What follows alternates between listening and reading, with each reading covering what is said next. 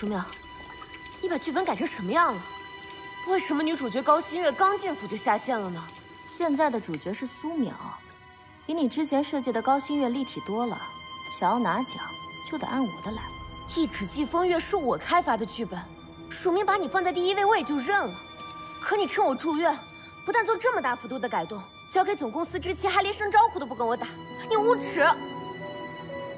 别弄得跟我趁人之危似的。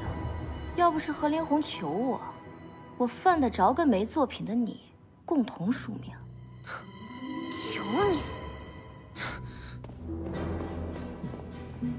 不然这样的话，何连红，书淼擅自交稿的这件事情你知道吗？稍等我一下啊。好的，没问好，题。您先忙。馨月，我正要这么重要的事情，你为什么不告诉我呢？你先冷静一下，馨月。一纸季风月是我的心血，我不允许书淼糟蹋它。别费劲了，你喜欢也好，不喜欢也好，剧本我已经交给总公司创投会了。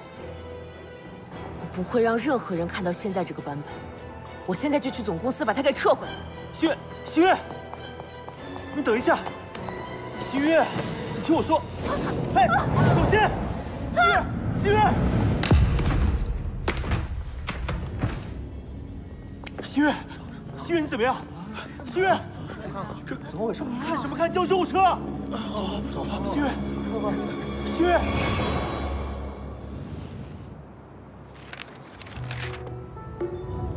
高士到。这是我的剧本《一纸季风月》所呈现的故事。女主角高馨月作为福晋，嫁到三阿哥林红所在的王府，所有人都十分和善。而我的夫君三阿哥，是我以现实中的同事何林红为原型塑造的角色。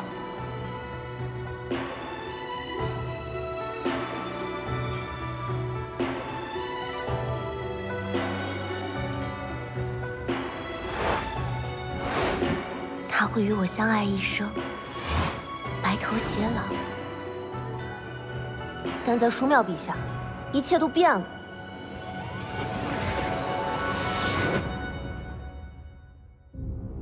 在书淼笔下，来到府上的高馨月，只是个小小的侍妾，再没有和善的面孔。王府内危机四伏。欢迎小主，请随我来。是的，意外发生后，我进入到这个由我研发却被书淼改掉的剧本里。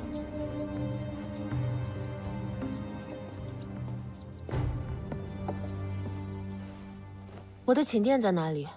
府内从未有过给侍妾准备寝殿的先例。嫡长是三阿哥乳母的女儿，在王府专管内务。原本剧中和蔼可亲的她，如今却对我冷言相向。三阿哥呢？进宫面圣了，归期未定。把我安排在这阴冷小屋，又不备蜡烛，这是何意？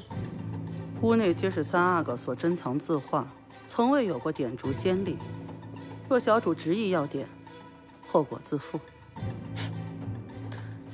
这黑灯瞎火的，若把我磕了碰了，这后果你也自负。既如此，蜡烛随后送到。饭菜收走，不饿。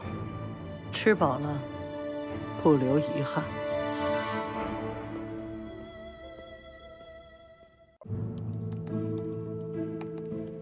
我叫高馨月，墨鱼影视公司编剧，苦心创作了古装言情剧《一纸季风月》，参加总公司创投会。不曾想，同事书淼竟趁我生病住院之际，将剧本改得面目全非，并私自提交。在去总公司撤回剧本的路上，意外进入这个由我研发却被书淼改掉的剧本中。既然让我成为了以自己为原型创作的女主角高馨月，那我就要让这个故事按我原先的计划进行下去。按照书淼的剧本，高馨月会在进府当晚被人设计赶出去，而我要想按照原先的设计，最终成为福晋，现在就必须挺过这关。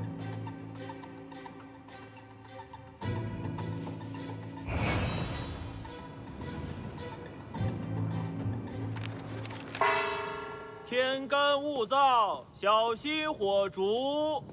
库房竟然有人点蜡烛，胆子可真够大的。是啊。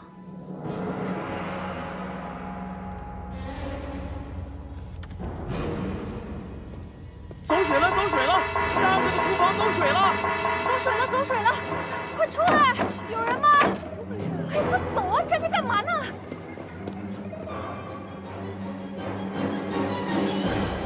芝兰，你在做甚？长师，看火势不大，现在扑还来得及。你可知屋内有多少字画？啊？少说几十幅吧。三阿哥对这些字画的喜爱程度如何？ 视若珍宝，若尽数烧毁，该当何罪？奴婢这就去，兴许还能救回一些。蠢货！若无法全部救回，谁来担这个救援不力之罪？哟，李长士，李长士早早赶来，却袖手旁观，不心疼三阿哥的字画啦？高氏，你违抗禁火令，私点烛台，引火焚书。 该当何罪？字画如此珍贵，我早已藏好。那屋内所焚何物？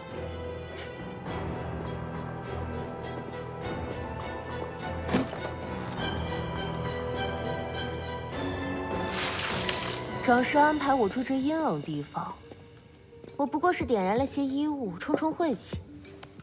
倒是李长师，这么肯定字画被烧，莫非有人在画上动了手脚？ 你勿血口喷人！我在画上发现了常用于墓室中的火石粉，平时只能存放于湿冷房间内，倘若碰到火星，便会很快燃烧起来。长士，怕不是你事先抹在画上的吧？你胡说！那好，我还在屋内捡到了未燃尽的香，不知是谁想加害于我。等三阿哥回来。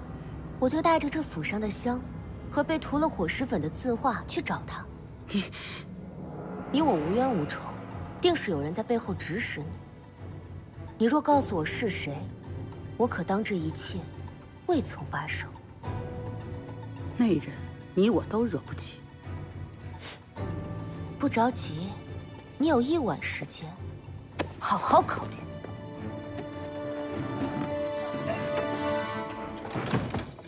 想让我回首，绝不可能。这是以我为原型创作的角色，我不允许你书庙随意篡改。不管你写成什么样，我都会坚持下去。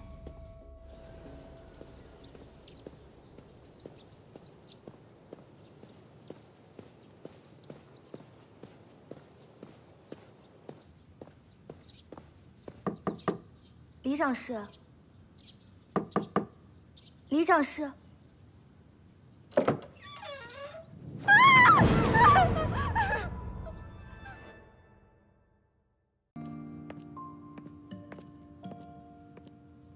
别太有压力了，这种古装言情，一般不都是有套路的吗？女主一般以侍妾的身份进入到王府，然后就被福晋派来的下人挑衅，然后顺利反转，然后又被挑衅，不断重复，最后终于顺利升职，取代了原来的福晋。女人们为了男人争来抢去，多老套呀！我呢，就想写一个甜宠类的，不从侍妾开始。 我一进府，就要做福晋。你要做福晋？我是说，我写的女主是福晋。哦，三阿哥看着高新月一脸宠，这是草稿，你不能看。高新月，这三阿哥叫什么名字啊？我看看。都说了不能看了，就让我看一眼。不行不行不行不行！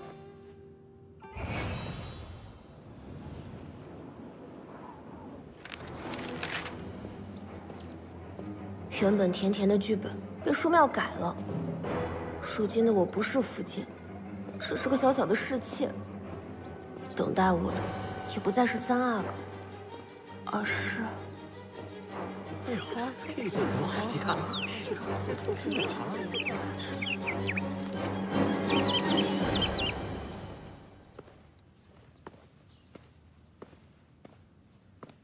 你你就是那个新来的侍妾。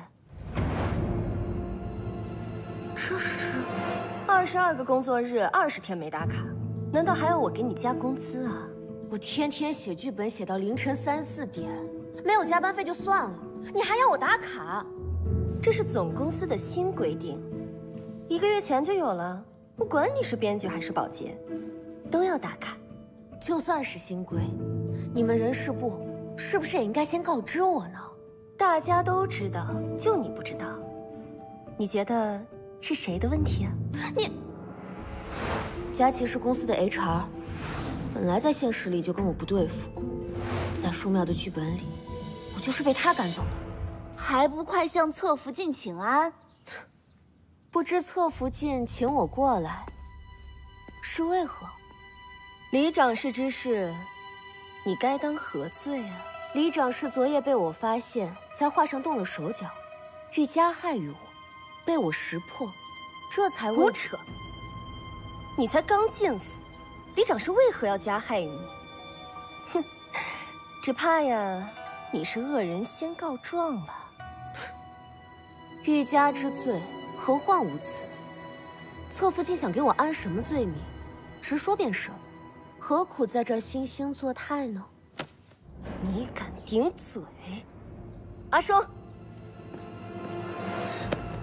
侧福晋，凡事要讲理，无凭无据，我没理由挨你这巴掌。哼，好啊，你要讲理是吧？来人！在。高氏，以下犯上，拉出去，等候发落。来啊，正合我意。我刚进府就遭了大刑，不知三阿哥看到我百般柔弱、楚楚可怜的模样，会不会觉得侧福晋有那么些仗势欺人、心狠手辣呢？哼，好你个巧舌如簧，拉下去。侧福晋，你也是一步一步走到现在的位置，不会不知道这种苦情戏对于男人的杀伤力吧？到时候我是受害者，侧福晋是加害者，你觉得我们各自在三阿哥心中的印象会有何改变呢？你愣着干嘛？来抓我呀！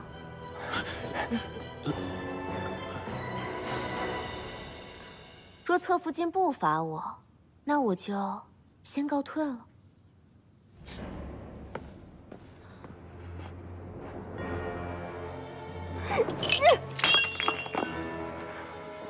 好啊，我们走着瞧。考虑什么呀？你认真的吗？当然了，这是公司第1次原创项目创投大会，一定非常重视。一旦获奖就是 S 级。可是都搞黄那么多个项目了，你还敢相信我啊？那项目黄了是项目的问题，又不是你的问题。进公司那么久，你的创作水平我都看在眼里。再说了，这次由我来当项目经理，你怕什么呀？古装题材我不擅长，怕耽误你事儿。架空的，你就参考现实生活中的美女、帅哥作为原型写进去不就好了吗？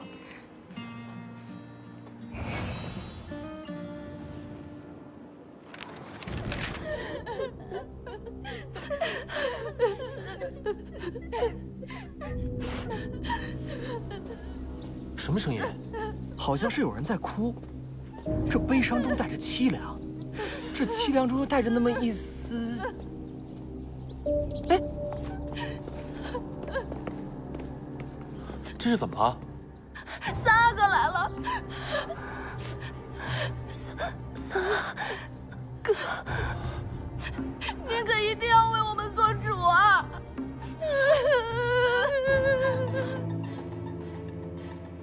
李长氏乃三阿哥乳母之女，佳琪用她的死来激起三阿哥对我的恨意。书淼笔下之人可真够毒的，如今死无对证，所有的解释权都掌握在佳琪手里，看来只能兵行险招了。三阿哥到。只要掌握好时机，苦肉计定能奏效。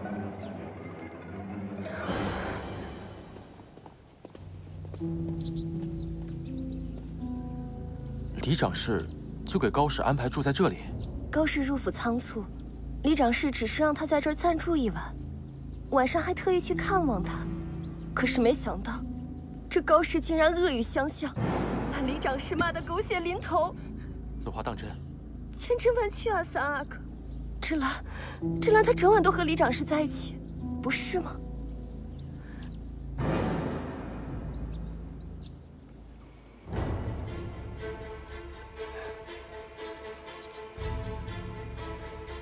来吧，成败在此一举。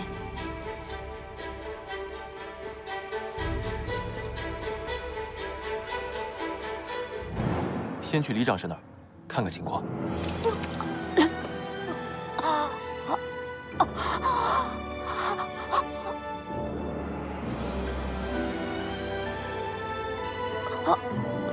糟糕！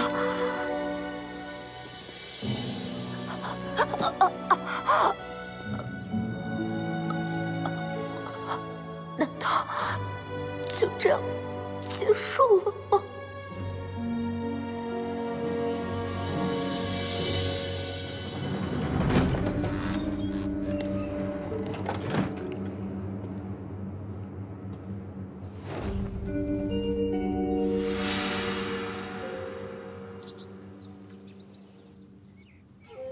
幸好抢救的及时，小主没有生命危险，但还需要慢慢调理。多谢太医。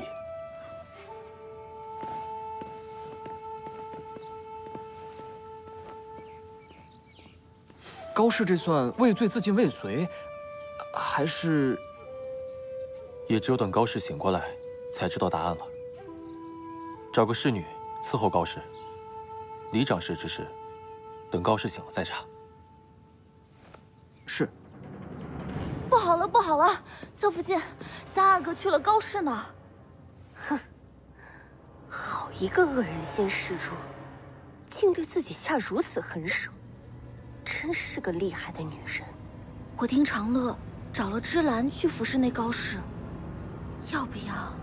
好啊，既然他那么爱乱吃药，那就让他后悔莫及。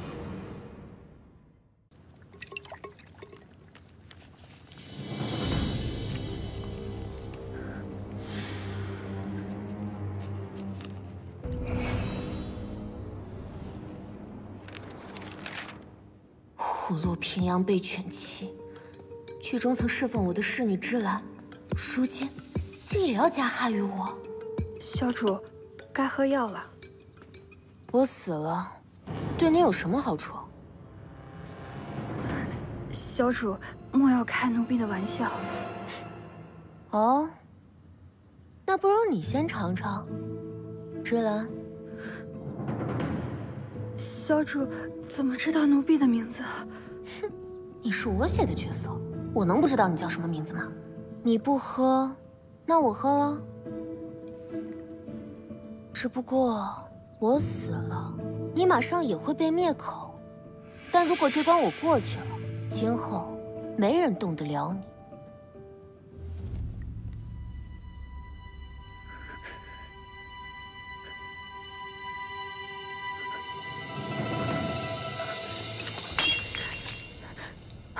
还请小主饶我一命，奴婢确受侧福晋指使，但奴婢没有拒绝的余地。侧福晋有的是办法对付我，还请小主只要活路。那要是三阿哥问起那天晚上的事，你怎么说？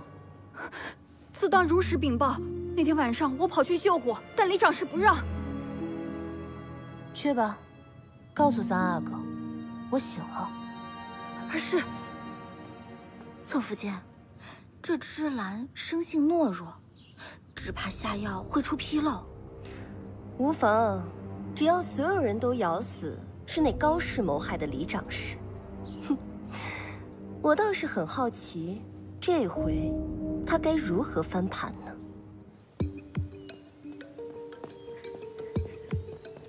站住！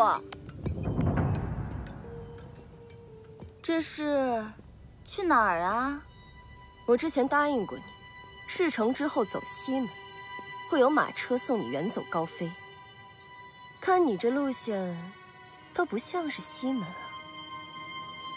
奴婢可能是走错了。路走错了可以回头，可若是执意走下去，那可就一错再错了。我看你是有些神志不清了，阿双，帮他醒醒神。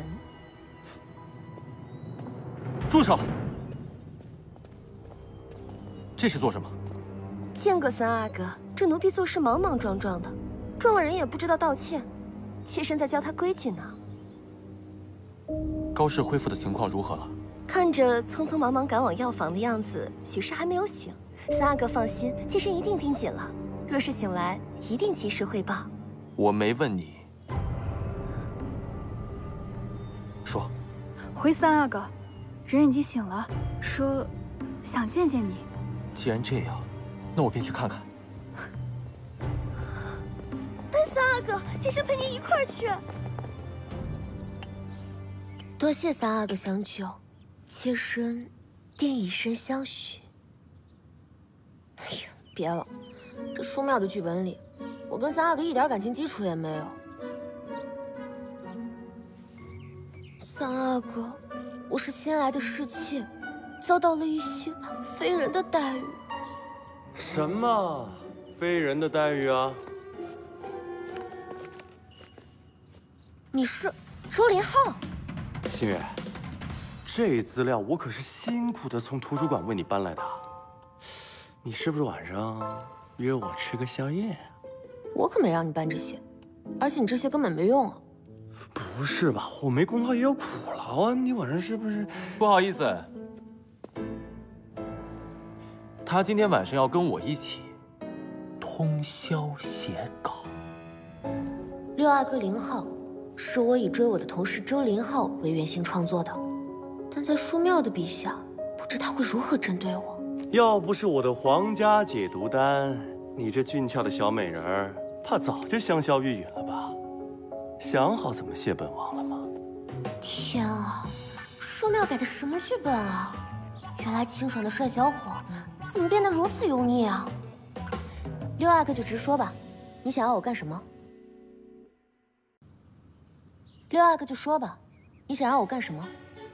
我就想让你给我做一顿啊特别的饭。什么饭？乖乖就范。六阿哥，知不知道你的搭讪技巧真的很烂？不会聊就别尬聊。你竟然嫌本王的搭讪技巧烂？不是吗？请开始你的表演。妹妹笑起来真好看，哥哥看起来真好笑。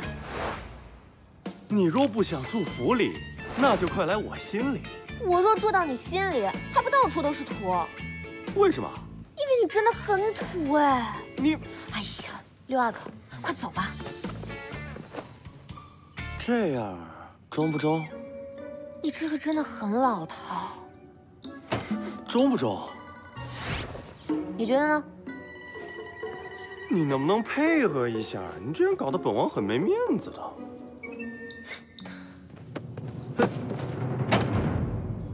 学着点，这样才有效。你信不信我跟三哥说，你用苦肉计骗他？那就算了。本来想教你几招搭讪技巧的，看来没机会了。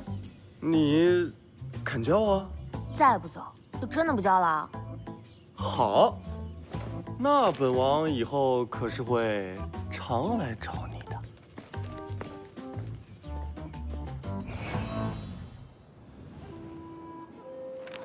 妾身给三阿哥请安。不必行礼。高氏，这药是谁逼你喝的？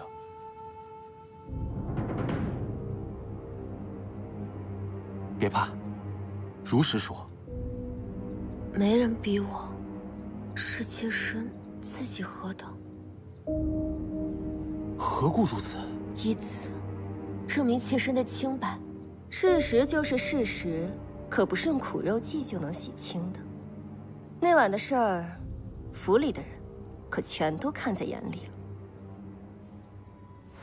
可是小主，就算奴婢一个人给您作证，奴婢人微言轻，这府上的所有人，肯定还是听侧福晋摆布的。按照侧福晋编的故事讲道理，怎么讲我都是输。可按我的故事讲，胜负可就未必了。您的故事？你把李长师的生平事无巨细地告诉我，从兴趣爱好开始，不要遗漏任何一个细节。他好像特别喜欢一个戏子。高师，那天晚上到底发生了什么？那晚，我住的小屋突然失火，李长师前来查看。扑完火后，我被吓得惊魂未定，是李长师安慰了我。天干物燥，难免起火。待明日收拾好搬到住处，就不会再有这样的事情发生了。谢谢李长师，让我给你擦擦脸吧。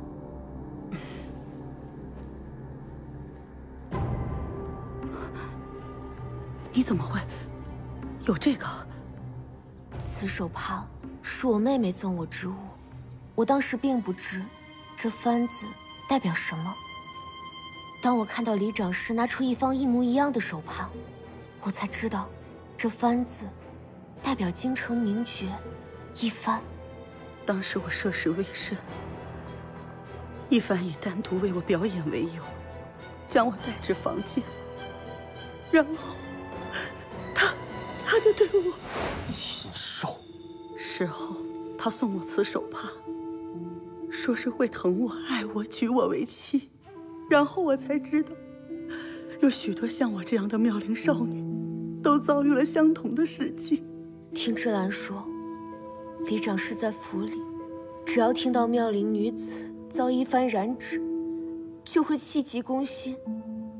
可是切身没想到，当晚长师就……李长师，李长师，你怎么了？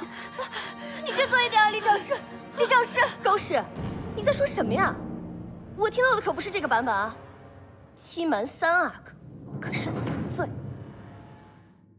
高氏，你在说什么呀？我听到的可不是这个版本啊！欺瞒3阿哥，可是死罪。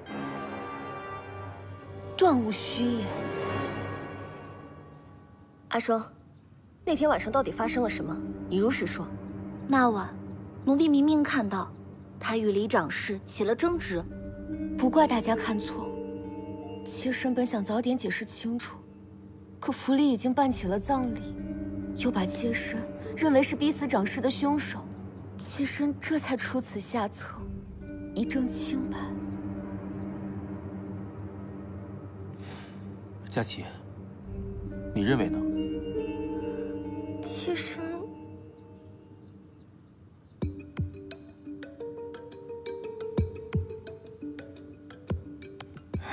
嗨，妹妹怎么不早说呀？早说我就不这么认为了。芝兰，之前可是你告诉我的这个版本啊！没有弄清事实就信口雌黄，全是你的错。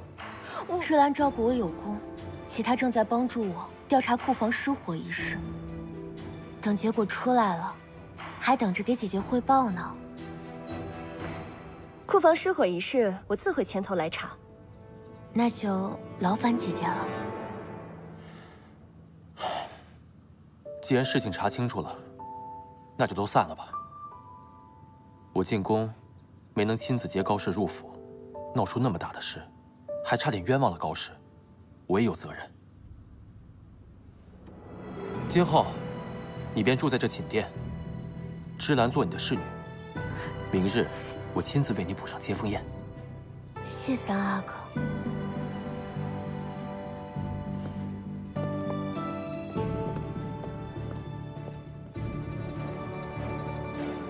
算你狠！彼此彼此。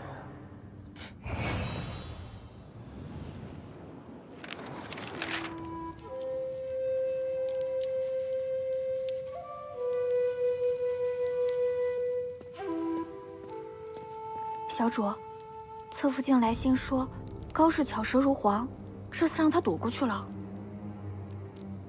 原想把他赶出去就罢了，没想到他那么努力找死，那就随他意吧。尝尝。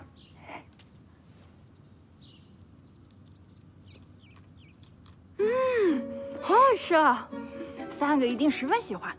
小主这次成功化解了侧福晋的攻势，又做了一手好菜，以后啊，侧福晋一定不敢再欺负您了。打草必然惊蛇，这蛇惊了，以后的毒性可就更强了。哎呀，妹妹来了，快坐，我们正好聊起你。姐姐也在呢，没有打扰到你们吧？不会不会，我们正好也有事要找你帮忙。这不，3阿哥后天要宴请潘太傅，我呢作为侧福晋，自然是要全力替3阿哥分忧的。我听闻妹妹对菜品颇有研究，若能得妹妹相助，定然能使潘太傅尽兴而归啊！能否招待好恩师，事关本王的前程。高氏刚进府不久，对府里还不太熟悉，还是别为难他了。哇，这个好好吃啊！哎呀，妹妹你的手艺可真好，妾身可真是自愧不如。都说这个潘太傅啊，嘴是出了名的刁，之前没少嫌府里的菜品乏味。这可是替3阿哥分忧的大事，妹妹不会不愿意吧？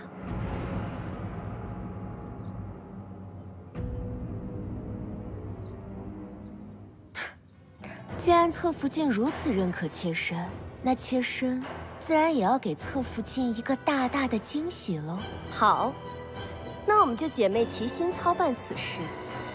3阿哥认为如何？行，那你们就商量着来，切记不可出任何纰漏。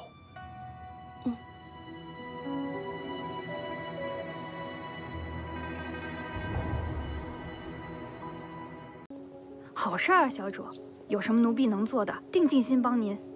侧福晋这步棋，进可攻，退可守，成了，他举荐有功；败了，背锅的便是我了。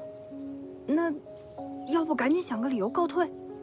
富贵险中求，也该让3阿哥见识见识我的好了。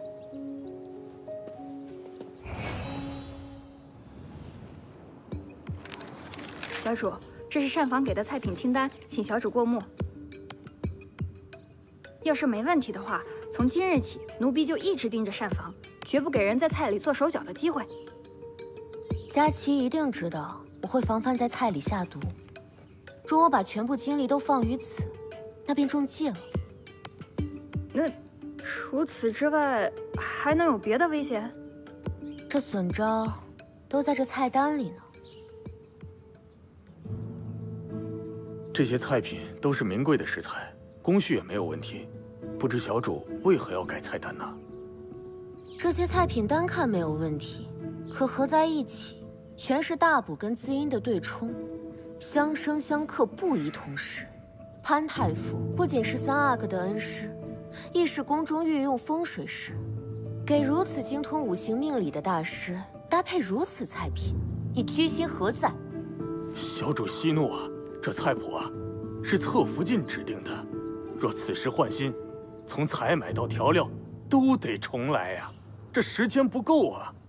是时间不够，还是不想？这万一做不好，可是要掉脑袋的，还望小主多多体谅我等下人呢。这些是赏金，先拿再做事。这是我按了手印的责任状，若更换后的菜品出了任何问题，责任由我来担。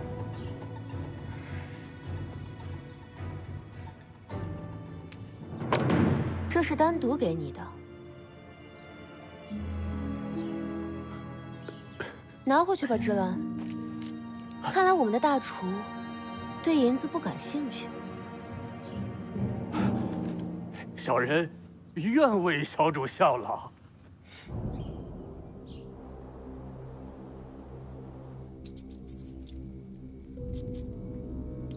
这硕鼠果真食量惊人吗？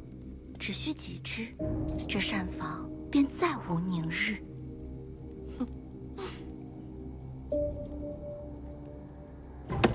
膳房到底怎么回事？昨夜膳房进了耗子，食材悉数尽毁。再去买一些呢？这次宴会的食材都是专供的，短时间内恐怕很难凑到一样的。就没有别的办法了吗？现在膳房还剩什么能吃的吗？就剩一些下人们吃的食材，怕是上不了台面。事已至此，也只能剑走偏锋，赌一把了。这宴那宴，荤宴素宴，哎，老夫早就腻了。再说，这胃口最近不佳呀！啊，三阿哥切勿铺张，你我师徒，今日小酌一番足矣。那人专门研制了新菜品，恩师多少尝一尝。哦，是啊，这新来的侍妾对菜品颇有研究，说不定啊，能让您胃口大开呢。那要这么说，为师倒是好奇起来了。起菜吧。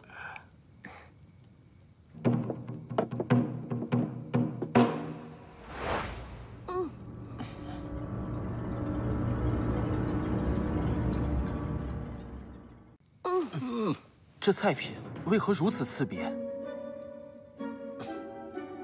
这些是妾身特意设计的菜品，臭豆腐、臭鳜鱼、臭皮蛋，初闻可能味道大了些，可闻着臭，吃着香，是另一番奇妙的体验。高氏，你好大的胆子，竟敢将给下人吃的变质菜品拿给三阿哥和潘大人，你到底是何居心啊？是妾身识人不周，将这么重要的事情竟然交给高氏来安排。来人，快让这些秽物消失！还愣着干什么？难道要我亲自来收啊？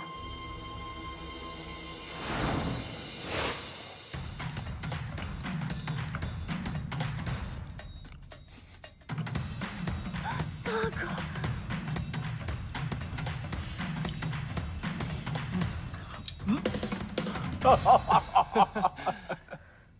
能让为师和三阿哥抢起来，妙哉妙哉呀！这桌菜是怎么想出来的？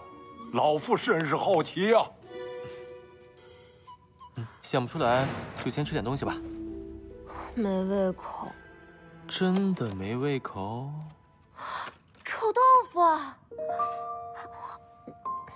怎么样？你要是喜欢吃的话，以后我每天都给你买。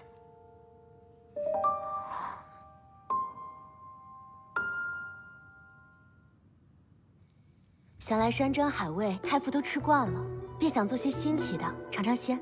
一览前贤国语家，诚由勤俭，破由奢爱。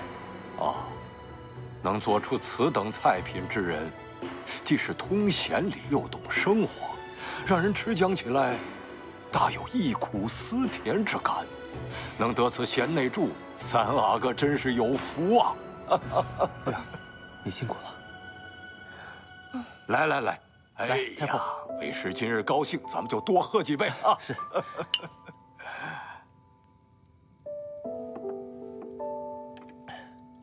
来，吃菜。回了啊，慢点。今日招待不周，还望恩师多多担待啊！不，三阿哥，为师我好久都没有喝得这么尽兴了。若是恩师喜欢，以后一定要常来府上。三阿哥，可别忘了我要的臭豆腐。一定一定。哎，恩师。哎呀，潘大人，潘大人是吧？潘大人，潘大人，潘大人，三阿哥，是吧？好啊，高氏，我就知道你的菜品有问题。来人，封锁膳房，关押高氏，听候发落。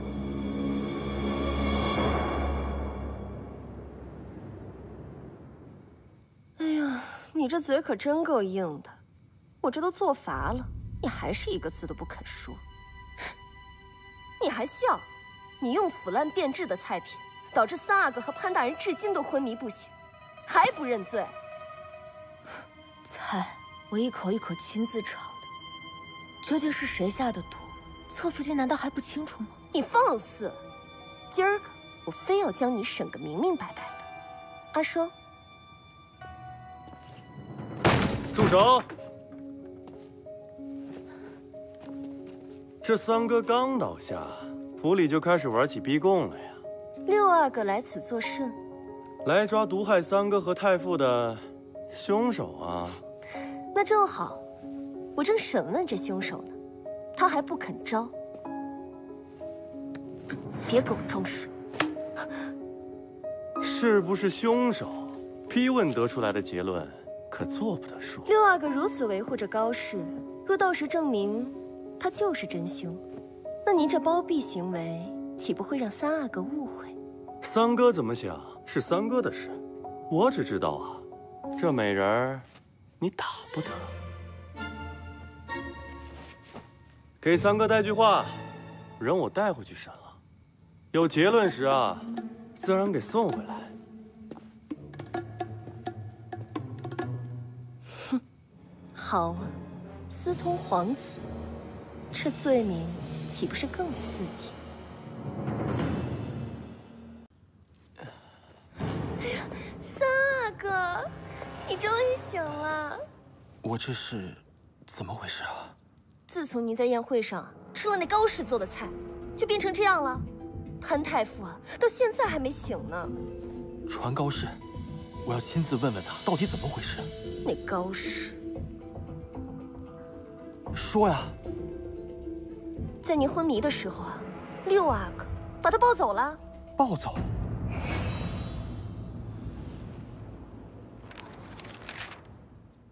六阿哥回了吗？准备什么时候来跟我解释啊？六阿哥说他过不来，很忙。他说他正在帮您审问高氏是不是下毒者呢。怎么个审法？其实审法还挺特别的，一个做菜，一个吃菜。荒唐！莫不是在背着我做些别的？三哥，你这大病初愈，怎么还亲自来一趟？我迫不及待想知道案情的进展。这查案也得有个过程。三哥这么心急，是对我能力的不信任呢，还是放心不下高氏啊？你这哪是查案，又是做菜又是吃菜的，我看分明是在胡闹。跟我回府。三阿哥，妾身不能走。什么？全府上下都知道，六阿哥将妾身带走审查了，如今尚无结论。若三阿哥将妾身带回府，岂不被人说成是干扰审查、包庇嫌犯了？妾身也希望六阿哥审查完，还妾身一个清白。我灵红的女人，清白岂用他人言？哎呀，三哥，此别人非彼别人，是六弟嘛，本就想在三哥府上查来着，这不是怕打扰三哥和太傅休息吗？我再给你1天时间，别让我知道你有别的企图，也别让我知道你和这件事情有关。佩服佩服呀，能让三哥对我红脸的人，你是第一个。好一招借力使力，欲擒故纵。六阿哥所言，妾身甚是迷惑呢。就别装了吧。自从发现太傅出事，你便知难逃佳期魔爪，于是暗派侍女上我府上传信，你知我定会前来护你。待我将你救回府里，你却不着急走了。目的呀，就是想看三哥会不会为你担心。六阿哥果真聪明，若不把这心思全部都用在撩妹上，肯定能成就一番大业。哎，我就想不通了，你这么处心积虑的想赢得三哥的心，是为了爱情啊，还是别的呀？欲知后事，六阿哥得先帮我把这关过了呀。这证据肯定都被佳期销毁了。三阿哥看起来也是真的没有耐心了。那你怎么就知道我帮得了你呢？因为像您这样的风流阿哥，才能拿到我拿不到的消息啊。妹妹，这次你可要欠我一个大大的人情了。高氏，看你这毫无头绪的样子，六阿哥恐怕也不敢来了吧？哎呀，不过此刻你能向我下跪求饶，待会儿3阿哥来审，我也可以考虑替你求一下情。佳琪，你我无冤无仇，何苦步步相逼？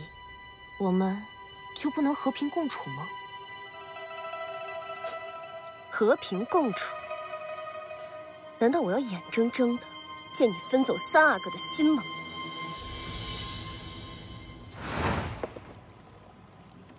离红，那个，我中午多做了一份饭，要不我们一起吃？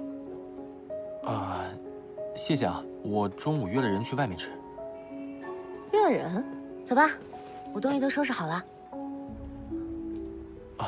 这么快啊？我还刚给你打了咖啡。哎呀，你做什么咖啡呢？我不是早就跟你说了吗？我今天要早点走的呀。那你等我去一下工位。总算知道你为什么这么针对我了。既然你不肯合作，就别怪我不留情面了。哼，六弟，说说吧，案件查得如何了？这宴席上的菜品呢，确实有毒，但这下毒者呢，并非高士。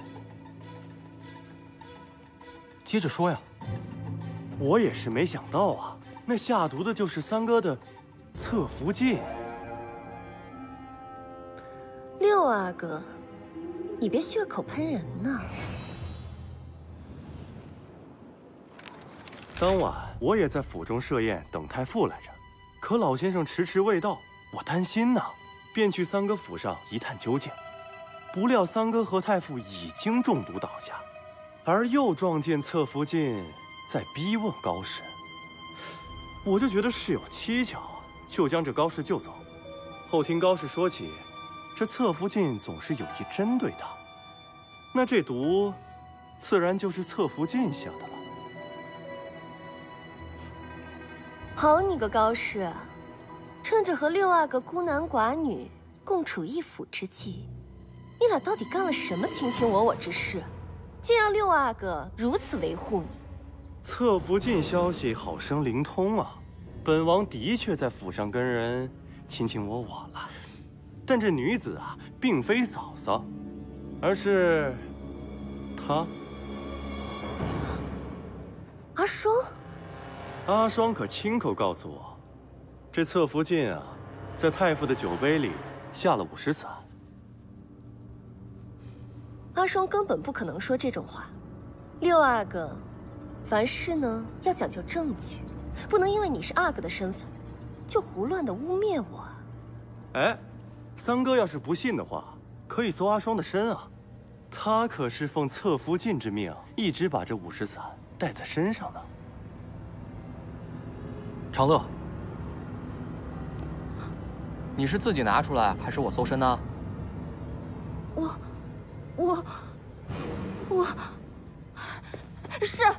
是我下的毒，可这都是侧福晋指使的。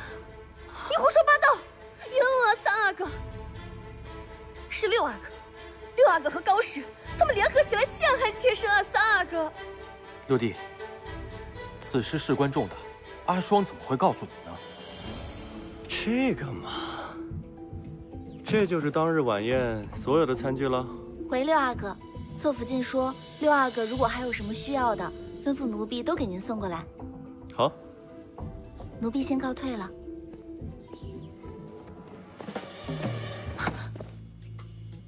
6阿哥，这是做什么？我在想啊，阿双生得如此貌美，做侍妾实在太可惜了。本王府上正缺一个侧福晋，不知道你可有兴趣啊？6阿哥，这是在跟奴婢开玩笑呢吧？本王可是一片真心呐。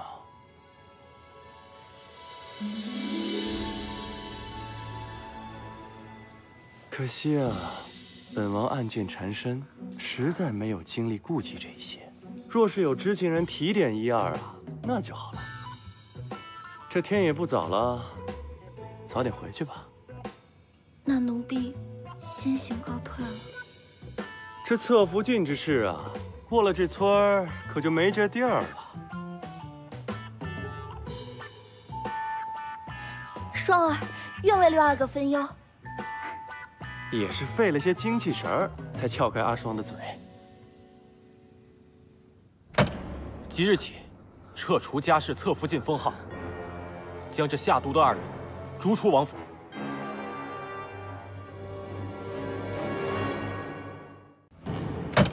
即日起，撤除家世侧福晋封号，将这下毒的2人逐出王府。三阿哥，妾身真的是被冤枉的。三阿哥，妾身真的是被冤枉的。来人，带下去。是。三阿哥，三阿哥，妾身知道错了，我知道错了。三阿哥，高氏，你别比我是下流，别以为今日赶走了我，你就可以高枕无忧，不用我也会有人替我收拾你的。六阿哥，救救我！六阿哥，六阿哥，你答应我的。六阿哥，六阿哥，你答应我的，你忘了你说的了吗？林浩，个流氓王八蛋！哎呀，三哥，你看，因为你们府上这点破事儿，又让我欠下风流债了，你怎么补偿我呀？不如再让你嫂子到你府上做几天菜如何？不，我那是查案，这案都结了，你还在这儿有事儿？告辞。女人呐，女人。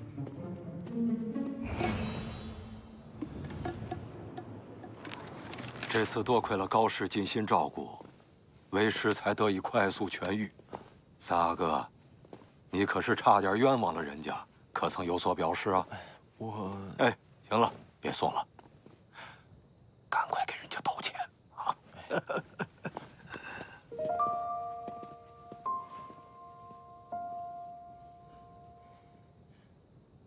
月儿，我那个，算了，不说了，你不都懂的吗？妾身不懂呀，三阿哥，你说，我听着呢。我头有点晕。三阿哥，就道个歉，你不至于吧？别装了。三阿哥，你不会是真的不舒服吧？你别吓我了。长乐，长乐，来人！我这是又怎么了？三阿哥身体刚好，这几天又过度劳累，就倒下了。你醒了，妾身也就放心了。好好休息。哎，等一下。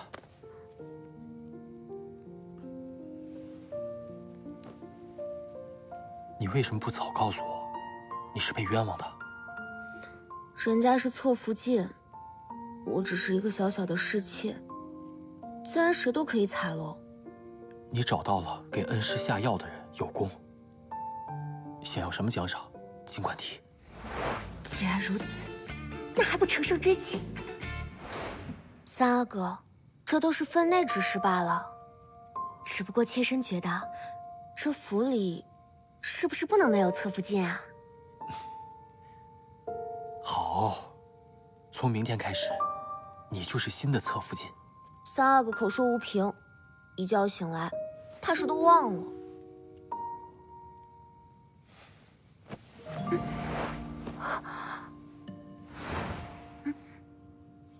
这怎么弄不出来啊？我看看。这不可以吗？那你帮我喷。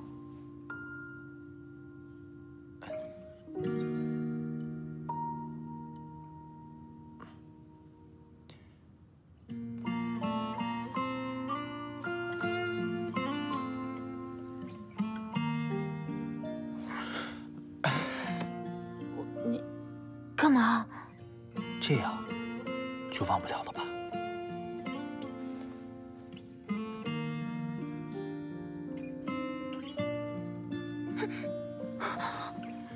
你这是耍流氓！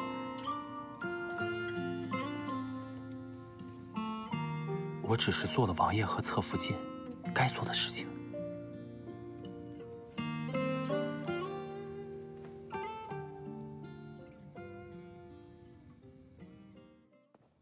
小主，府里出事了，高诗音破案有功，被升为侧福晋，还得了三阿哥的宠幸。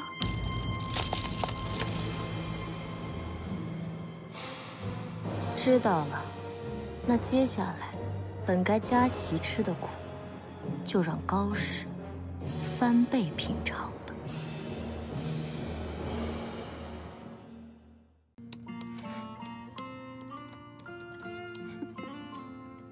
我脸上有东西吗？你是不是经常帮女同事码字啊？对哦，我最近帮某位女同事的次数真是越来越多了。那，你自己来打吧。你这样，我怎么写稿啊？这样怎么不能写稿啊？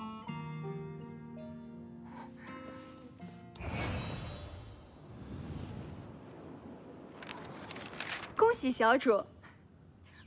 不对，现在该叫侧福晋了。没想到现实中还没谈的恋爱，竟然在剧本里谈起来了，感觉还挺不错呢。芝兰，你觉得我跟三阿哥配不配？配，绝配！现在啊，府里没有别人了，三阿哥独宠您一人，以后啊，再不用怕别人欺负您了。走了一个，不代表不会来别的。那谁会比侧福晋更优秀啊？我得趁着宝贵的时间，巩固战果了。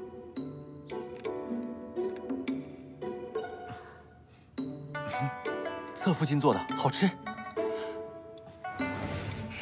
侧福晋沏的好喝，侧福晋按的好舒服啊。月儿啊，你真棒。三阿哥喜欢就好。明日我想教你射箭。射箭，手脚与肩宽，侧身面向靶，箭头对靶心，拉弦。拉弦什么来着？拉弦心要稳。拉弦心要稳，心要稳。小主干嘛那么紧张？明日三阿哥肯定会好好教您的。我这不是怕学不好闹笑话吗？好不容易有跟三阿哥亲近的机会，我可不想出什么纰漏。依奴婢看啊，这明着是教您射箭，但其实吧，醉翁之意不在酒。芝兰，你对这些事情有点懂啊。旁观者清嘛。我去打扫，我去打扫。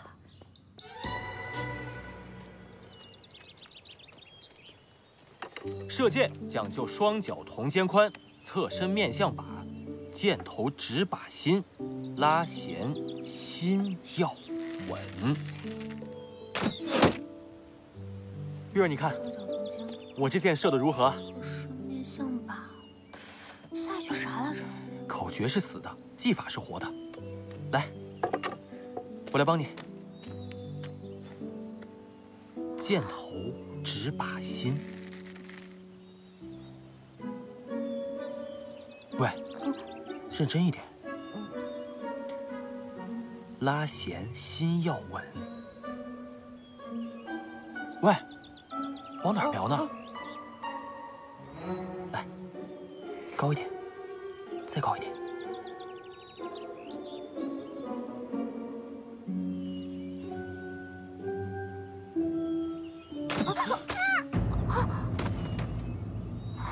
别怕，我去看看。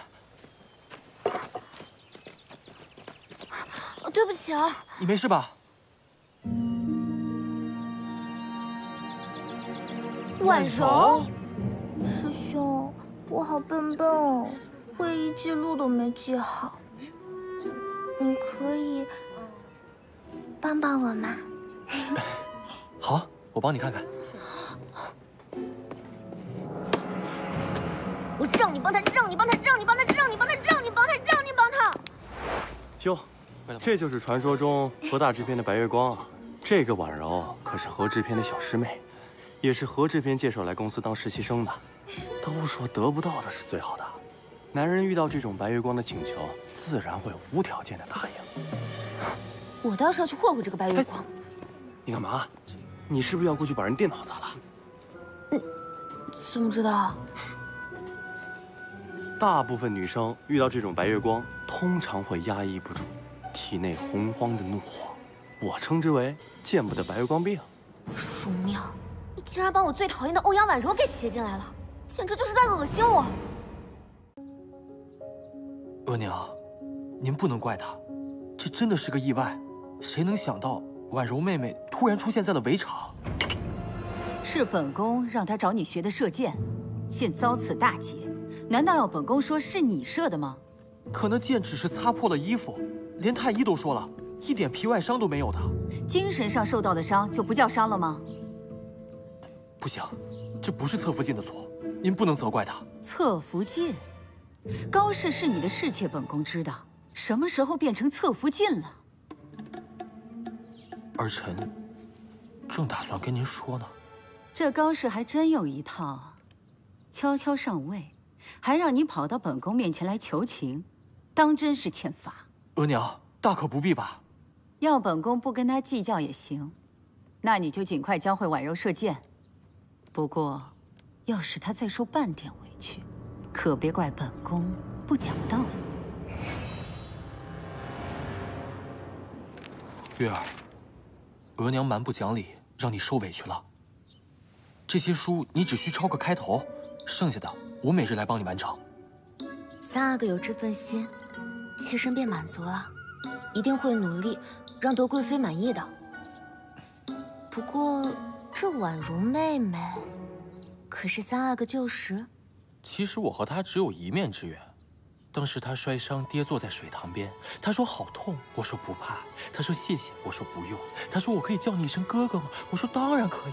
她说哥哥以后会保护我们，我说哥哥永远都会保护你。三阿哥，就一面之缘，你就把对话记得这么清楚呀？清楚吗？就大概意思。所以他叫你哥哥，你说你会永远保护他的喽？小孩子嘛，瞎说说而已的。来，我先帮你抄起来。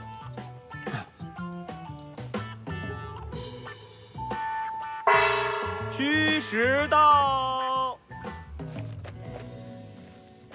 虚实到了，正好抄完，我该回去了。你这是干什么？三阿哥都帮妾身抄完了，那妾身当然要表示感谢啊。那你这诚意不够啊。那样子是多虑了，不过就是一面之缘。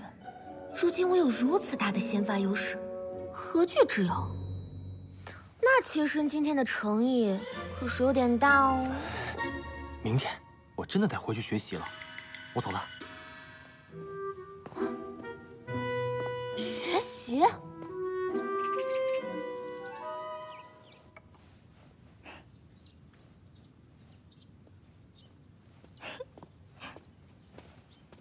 婉柔妹妹，哥哥，这是给你带的早饭，你趁热吃。看起来好好吃啊！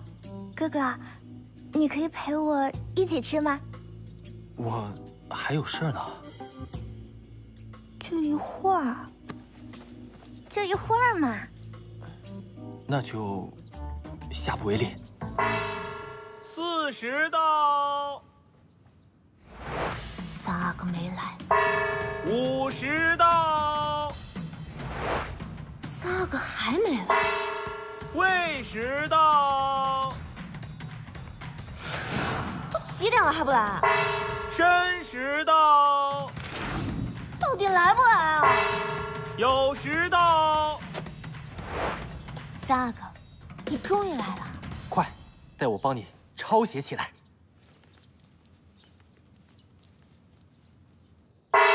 戌时到。戌时到了，我该回去学习了。三阿哥才刚来就要走了吗？刚来，我来了好一会儿了呀。这是您今天帮妾身抄的部分，2张，是不是有点少了呀？怎么才抄了这么点儿？不应该啊。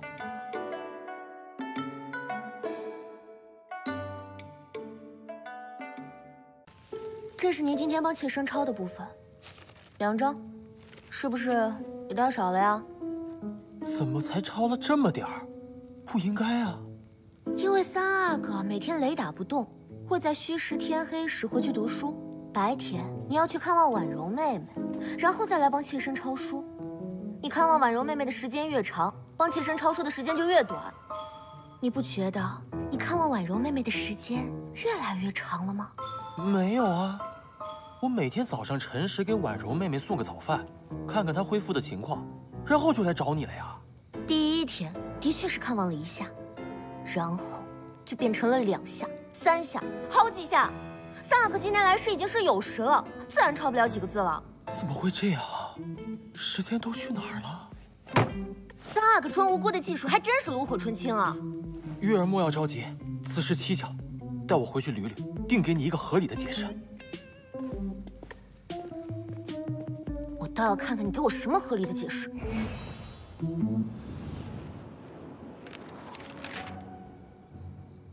长乐，侧福晋说我最近见婉柔的时间越来越长了，有这回事吗？时间乃虚幻之物，多了少了，我也说不清啊。说实话，肉眼可见的总长啊。那你为什么不提醒我？我三阿哥，40了，你要不要？哥哥还没吃好呢。什么？我即是那般吃相？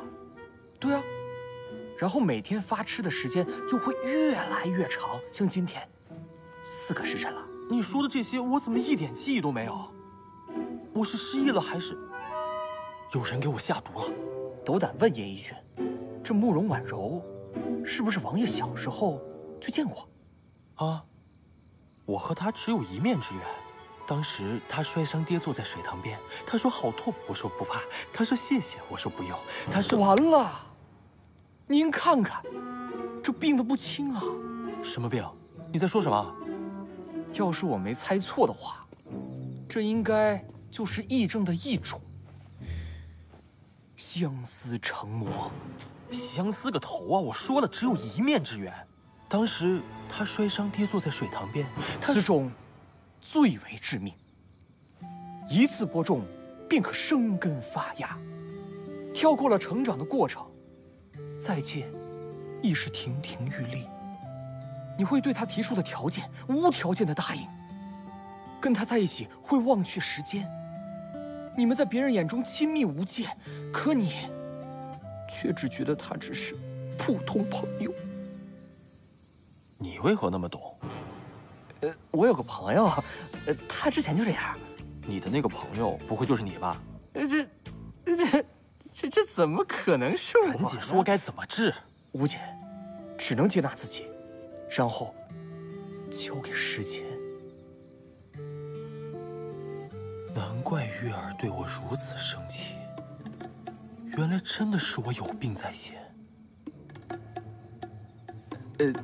不过三阿哥也别太自责了，不妨先跟侧福晋坦诚说清楚，以免之后造成不必要的误会。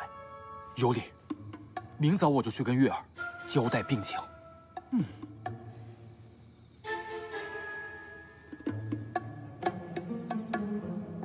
月儿，这是送给你的，你在里面真好看。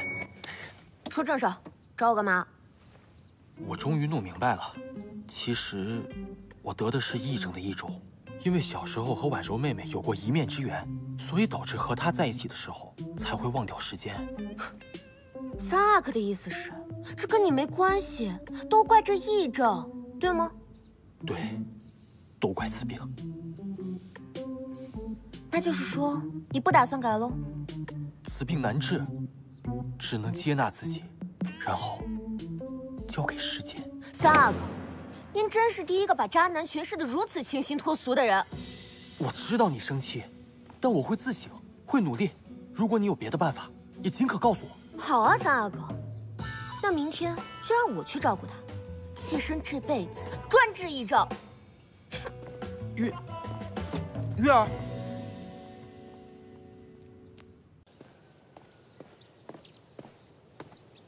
你们这是奉三阿哥之命，保护婉柔小主。保护？怎么没人保护我呢？你们敢拦我？小的不敢，只是三阿哥说了，闲杂人等一律不能见。连我也是闲杂人等啊！让开！这。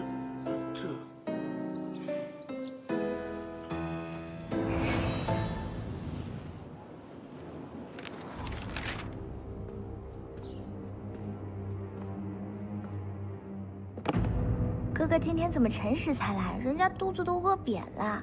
我每天早上辰时给婉柔妹妹送个早饭，辰时送个早饭，辰时送个早饭。原来平时辰时之前就来了。早啊，婉柔妹妹。温柔善良、可爱、美丽又冰雪聪明的婉柔小主，你没事吧？这些话都谁教你们的？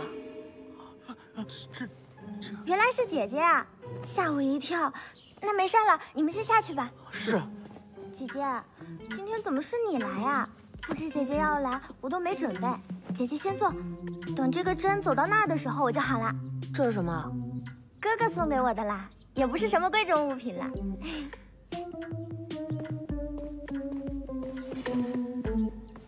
连我都没见过的东西，竟然给了他！竟然让我等了这么久，他到底去干嘛了？姐姐，我好啦。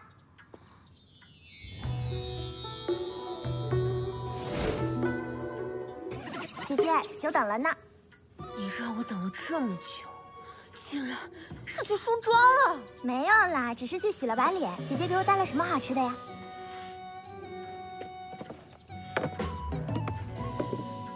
早餐？就这个？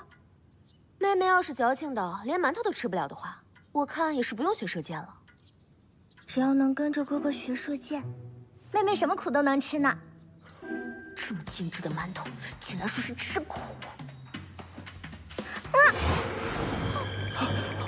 温柔善良、可爱、美丽又冰雪聪明的婉柔小主，你没事吧？啊，没事没事，好久没吃了，都咬不动了。你们快下去吧。是。你赶紧吃，5分钟内吃不完你就别学了。果然没了哥哥，我连馒头都不会吃了，我好没用。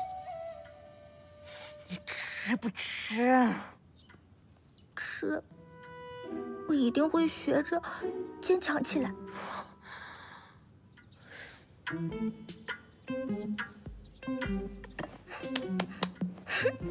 姐姐，我吃饱了，我们走吧。半个馒头吃了这么久，我受够了。小主。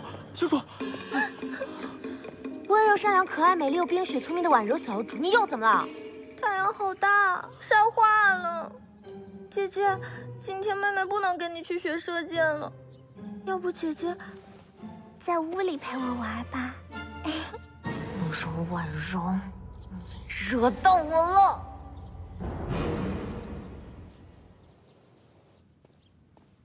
小主，您这是？我在给那个见多识广的婉柔妹妹准备早餐啊！我来帮你。这送个菜，还要拿这个？好久没用了，拿出来瞧瞧。那这个是调味的？这是谁放在我食盒里的？那这个是干嘛用的？这都谁干的？我可不知道啊。好了，小主，你要是想动手的话呢，就让奴婢去。你要是自己动手的话，岂不是让人落了把柄？赶走白月光，启用别人帮。他今天要是再敢惹我的话，我就叫他重新做人。什么白月光？白月光是什么？你先别急呀，妹妹，你先把东西放下来，听哥哥的，哥哥自会帮你做主的。你把东西放下，听哥哥。哟，3阿哥挺早呀，怎么又发病了呗？月儿，我知道我跟妹妹接触让你不高兴了，但错的是我，有什么你冲着我来，你伤害她干什么呀？我伤害她？3阿哥，你真是病得不轻啊！我脾气好，我懂事，我忍到现在，不代表我可以让别人随意污蔑。他说我伤害他的是吧？好呀，我现在就找他对质。月儿，你说我伤害你了吗？我知道姐姐不喜欢我，我离开便是。这些天打扰到哥哥姐姐了，我这就走。哎，妹妹，妹妹，你等等。厉害啊，妹妹！我原本以为你只是心机罢了，没想到你不但心机还坏，竟然用自残来陷害我，你好生歹毒啊！够了，月儿。吓人就是你的不对，吓了人还说人是自残，更是错上加错。三阿哥，你偏袒的也太明显了吧！我什么时候吓他了？来人！参见三阿哥和温柔善良、可爱美丽又冰雪聪明的婉柔小主。你们说，到底怎么回事？昨晚侧福剑来找婉柔小主，太晚了，侧福剑，要不明早再来。姐妹聊天你也要管？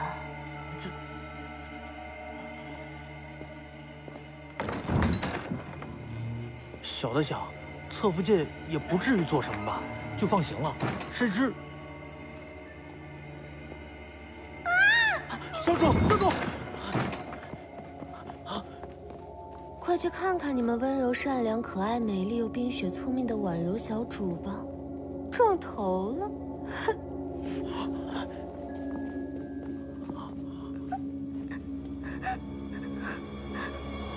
你胡说八道！我明白了，你们早就串通好了。三阿哥，我昨天一直在寝殿里没有出来过，不信你可以问芝兰。这……你既然相信这种无中生有的事，那我也无话可说。月儿，月，滚开！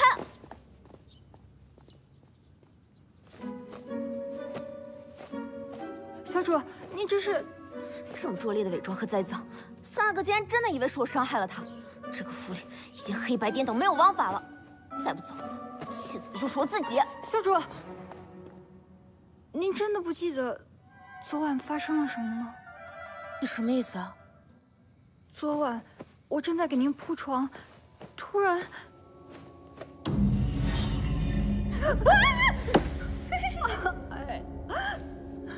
连你都被吓到，那不是可以吓死他了？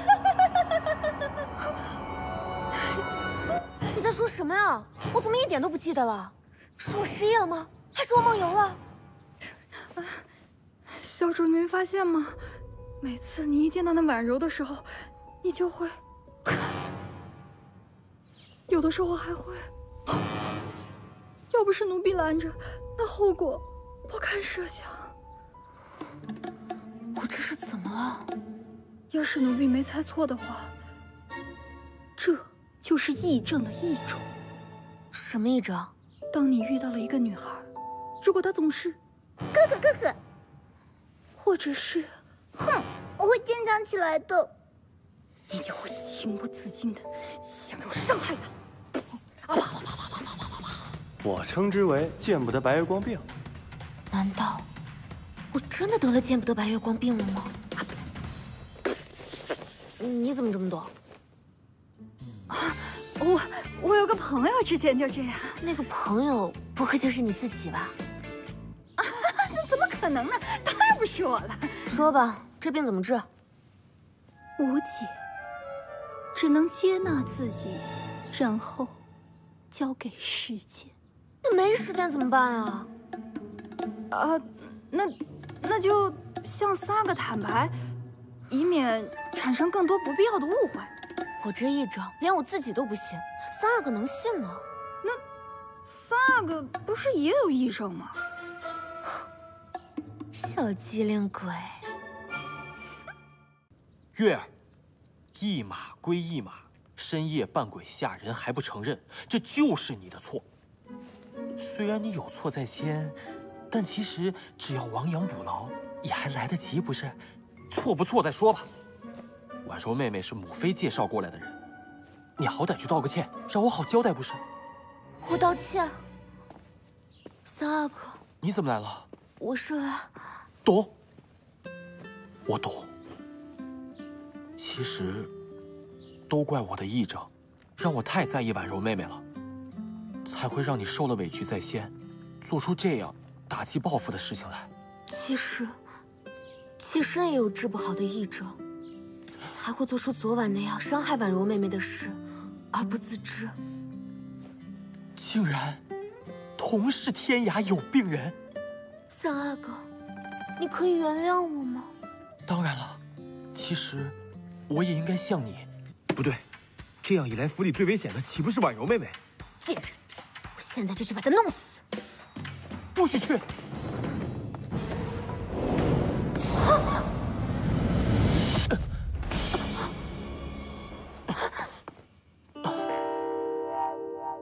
对不起，我刚才好像又犯病了。我也犯病了。那我们又是怎么突然清醒过来的？难道……原来，爱才是唯一的解药。三阿哥，赶时间吗？我们治个病。必须好好治治。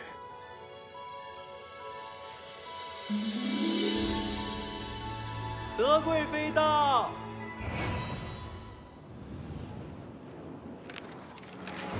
你就是深夜伤害婉柔的高士。是。小桂子，且慢。事出有因，额娘切不可武断专行啊！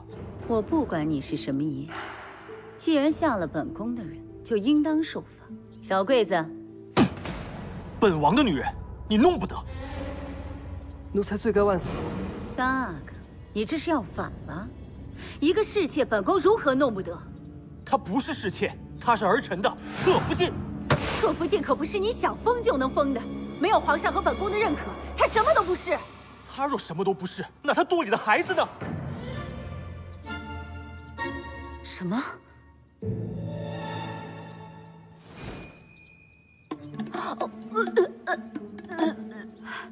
此话当真？她肚里有儿臣的骨肉，还当不得个侧福晋？难怪嘛，难怪会做出深夜伤害别人的事情。本宫怀着灵红的时候，也伤害了不少人呢。哎，还跪着干嘛？自坐。是。这脸变得也太快了吧！额娘，这还有一事。这婉柔妹妹若是一直常住府上，怕是不利于侧福晋养胎，不知可否？你老不接触女人，所以本宫才想着把你从小心心念念的婉柔妹妹介绍给你，好让本宫早日抱孙子呀。从小念念不忘，抱孙子，那都过去了。既然侧福晋有了身孕，那婉柔的事就随缘吧。你喜欢呢就去追，不喜欢呢就尽快教会他射箭，好让本宫面子上过得去才是。儿臣明白。小桂子，以后每月啊给侧福晋送些好的。是。谢谢娘娘。你好好养胎，可别过几日告诉本宫滑胎了。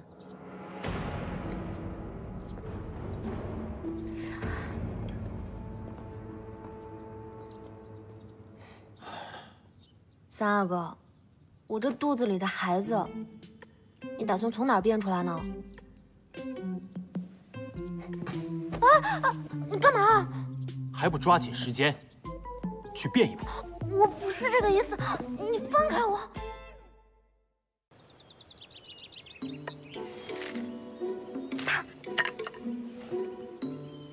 我好笨笨。不笨不笨，哥哥在呢。来，再试一次。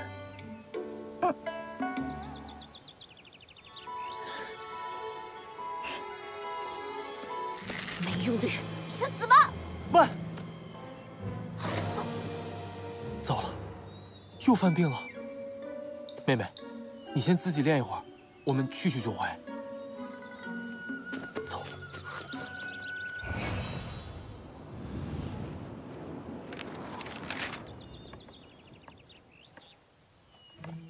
怎么样，平静了一些吗？那试试拥抱。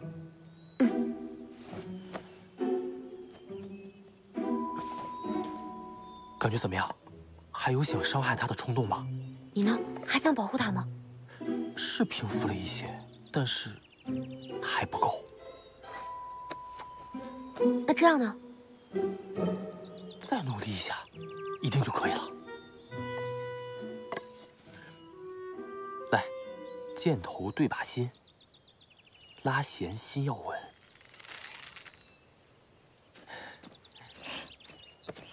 你先自己练一会儿。哎，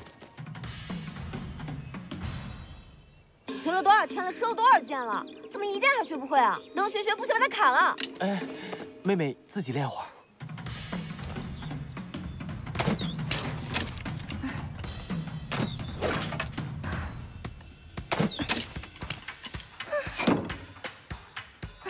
又没射中，这都几天了，怎么还没学会啊？我们一上课就犯病，一犯病就去治病，没有人教他，也难怪学不会。这样下去不行啊！你快想想办法呀！既然这样，也顾不上脸面了，把手给我。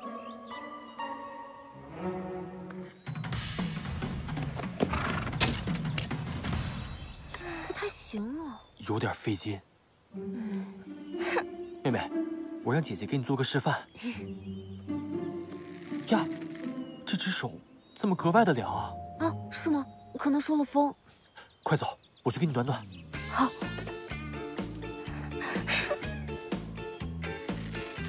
热不热呀？我帮你擦擦汗。你好像也有点出汗了，我帮你也擦擦。是挺热的哈。你们俩够了！到底是来教我学射箭，还是卿卿我我的？我不练了，哼！好像是有点过分啊。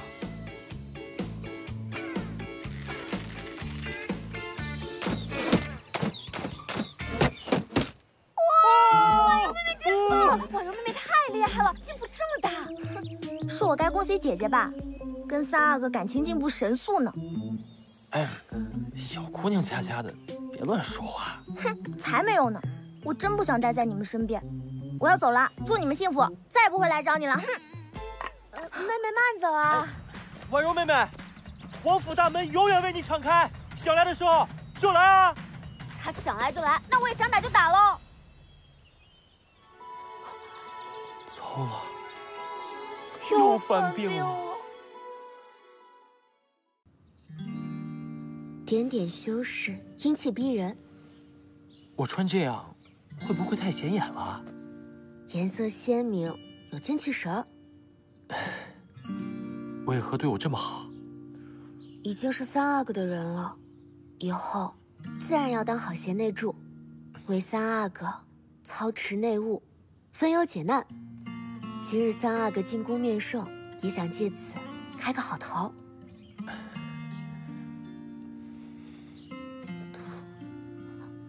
三阿哥，你这是做甚？我想，以后每天醒来，见到的第一个人都是你。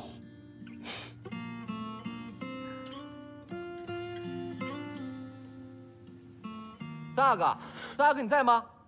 三阿哥，竟然在这种时候打扰我们，这个可怜的长老，今天要让他吃苦头了。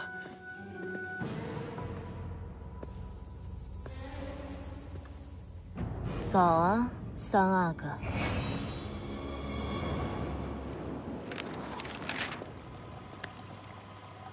你这么快就回来了？这不老板找我吗？我就提前回来了。刚好休假结束，就想着来分公司看看你。这位是？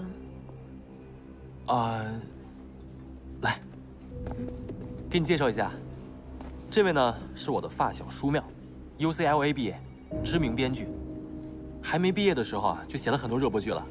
这么优秀的发小，怎么之前没听你提起过呢？哎，我没提过吗？林红倒是常常跟我提起你呢，真没想到，你竟然会去搞什么创投项目。哎，也算是很有挑战的嘛。中秋节我回了趟杭州，带了点特产给你们，鲜肉榨菜月饼，尝尝。鲜肉榨菜月饼，这个我真的是太久没有吃到了。月饼不都是甜的吗？好像的确只有我们杭州人爱吃鲜肉榨菜月饼。那这块儿也给你。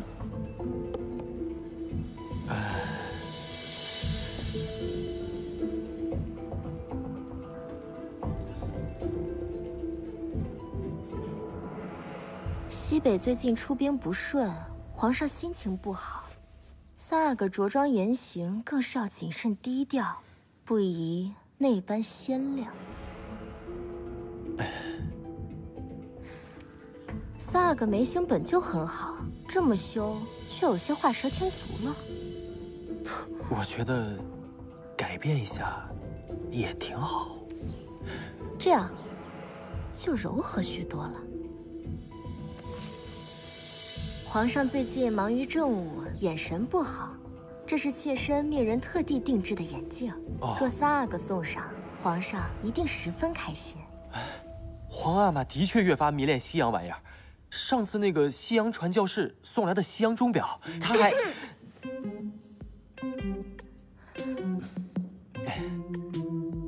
苏淼，费心了。想到又能像以前那样为萨阿哥操持内务、排忧解难，妾身可真是太高兴了。时辰到了，还走不走啊？哎。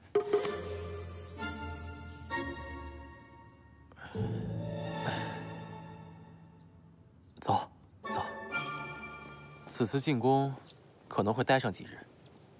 那这府里的大小事务，萨阿哥放心，进了府就都是姐妹，我会好好照顾妹妹的。那我走了。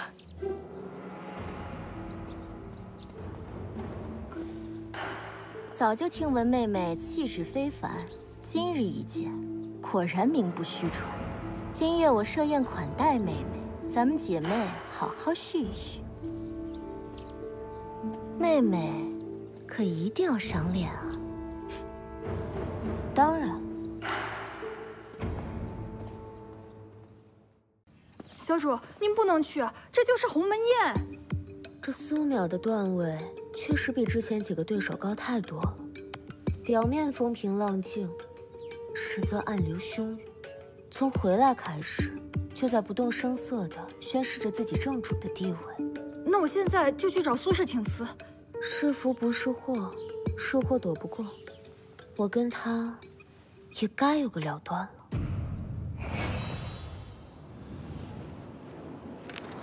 这些都是萨阿哥打小便爱吃的，妹妹得空可以学学。萨阿哥最近喜欢上了一些新口味。人嘛，吃惯了好的，见那些没吃过的，哪怕上不了台面，也难免图个新鲜。吃过了也就不新鲜了，最终还是要回归习惯的。姐姐邀我来吃饭，不会就是为了讨论菜品吧？妹妹是敞亮人，那我也明人不说暗话了。能看出，萨阿哥对你甚是欢喜，能在这么短时间内得到我这么久都没得到的宠爱，我甚是服气。不过我与萨阿哥青梅竹马，感情之深，不花点气力，怕是也难以撼动。之前，若不是佳琪蠢笨，你怕是早已不在了。佳琪身后的幕后主使，果然是你。我和佳琪能够和睦相处，是因为我们各取所需。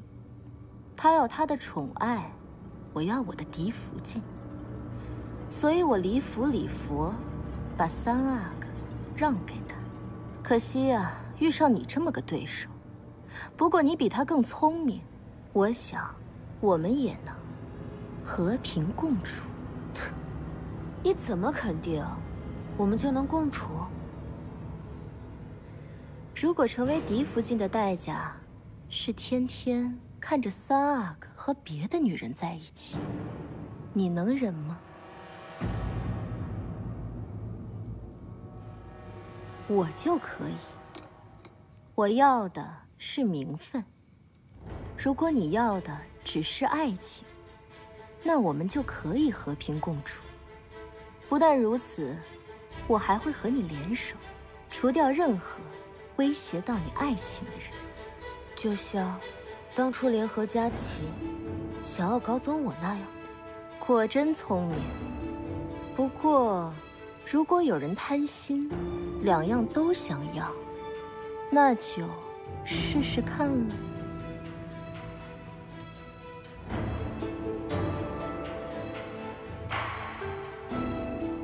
吃啊，再不吃，菜都凉凉了。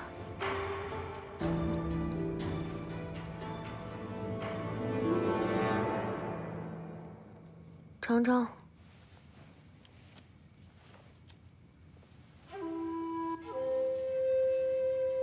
小主，是不是忘了放糖啊？又要好看，又要甜，什么都想要，是不是太贪心了？奴婢惹小主不开心了，罪该万死。不怪你，都怪这荷花酥。如果吃上去都不甜了，这荷花酥再好看，还能是荷花酥吗？小主，奴婢真的知道错了。下去吧，我想一个人静一静。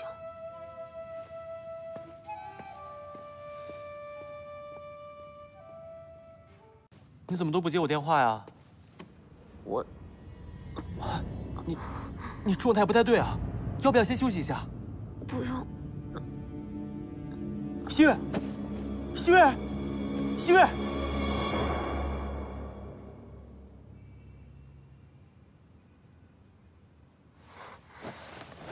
哎，你要去哪儿啊？我怎么在这儿？我的电脑呢？我稿子还没写完呢。你还要写什么稿子啊？都胃穿孔了，一定要好好休养的。那也要写啊，马上就要创投截稿了，好不容易走到这一步，不能功亏一篑啊。这些你都可以放心，我已经找书庙来帮忙了。书庙？他有资历，也有作品。如果他可以加入团队的话，一定会更上一层楼的。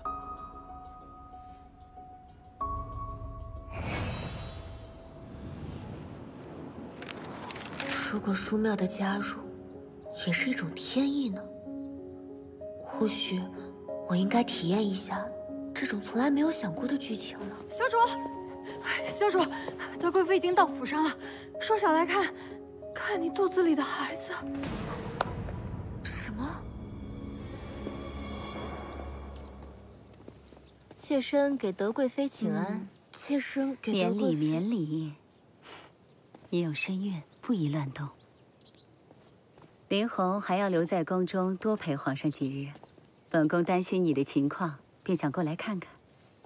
近来感觉可好？谢贵妃娘娘关心，一切尚好。这高氏怀孕有关皇家子嗣，苏氏也可得好生照料。德贵妃说的是，妾身今后一定小心照顾。妹妹身材令人羡慕，这么久了都不显肚子，倒像是没怀孕似的。哦，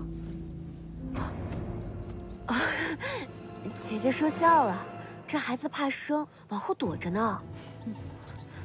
贵妃娘娘，不如先到正殿休息，等妾身换一件不这么宽松的衣裳，就来找您。也好，一路劳顿，本宫也乏了，走吧。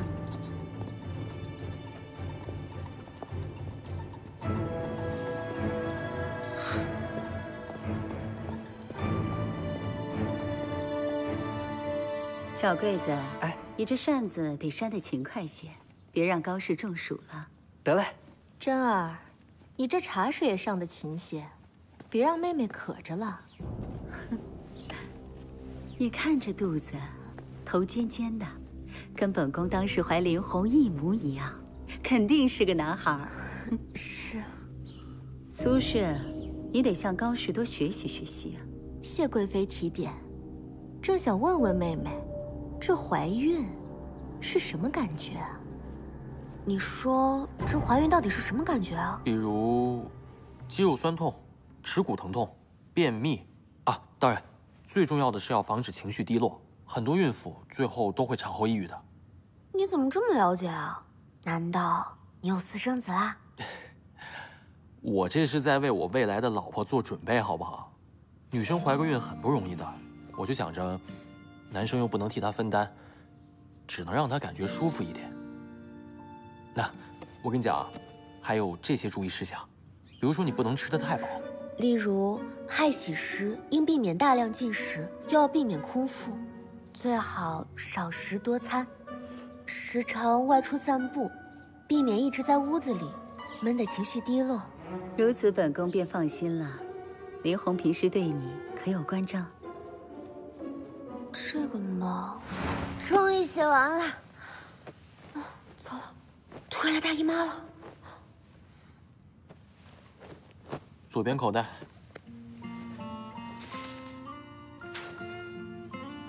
你怎么知道？你每个月不都那几天吗？3个其实对我挺好的。这孩子呀，自小便会关照他人。小时候啊，他写文章。小主，侧福晋是吧？奴婢不是故意的，你就是故意的。妹妹，没事吧？没事吧？快叫太医，叫太医！娘娘，不用，真不用。本宫，德贵妃。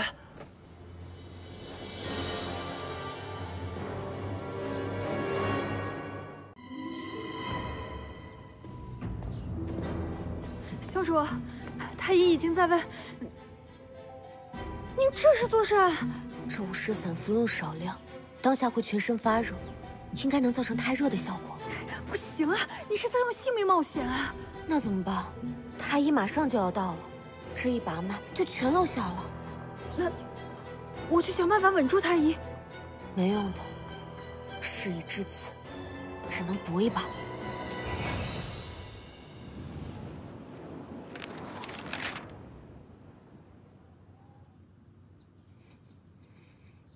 侧福晋，您竟然……怎么了？这可是欺瞒贵妃娘娘啊！此话怎讲啊？侧福晋，您平日里饮食无辣不欢吧？嗯。您素体阳盛，胎动不安，虚弱不止，实乃胎热。我确实是嘴馋，自己偷偷吃了，还请太医先不要告诉贵妃，免得她老人家担心啊。幸好发现的及时，只要及时改正饮食，加之药材调理，并无大碍。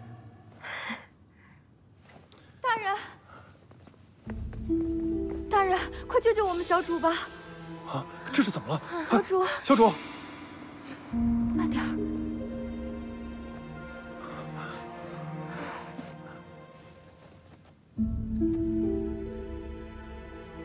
怪在，小主的脉象跟刚才侧福晋的胎热如出一辙。莫不是小主也？方才发现膳房里有50散，恐怕我已经误食体内了。50散，怪不得，食用少量，却会有胎热之脉象。那快再给妹妹诊诊，这要是误服了，恐伤胎气啊！小主，在下疏忽，刚才未能分清脉象是50散所致，还是喜脉所致，在下恳请再次诊脉。我看没那个必要了吧？贵妃娘娘心系您肚中胎儿，若有疏漏，可是诛九族之罪啊！妹妹，再让太医诊诊吧，以防万一嘛。恳请小主再给在下诊脉机会。怎么办？哎呀！芷兰，芷兰，怎么了？芷兰，小主情绪激动，伤了胎气，我定全力医治。救救他！救我呀！快救我！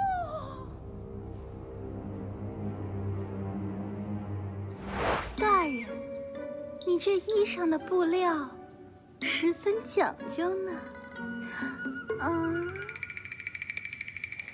眼光不错，竟能看出来。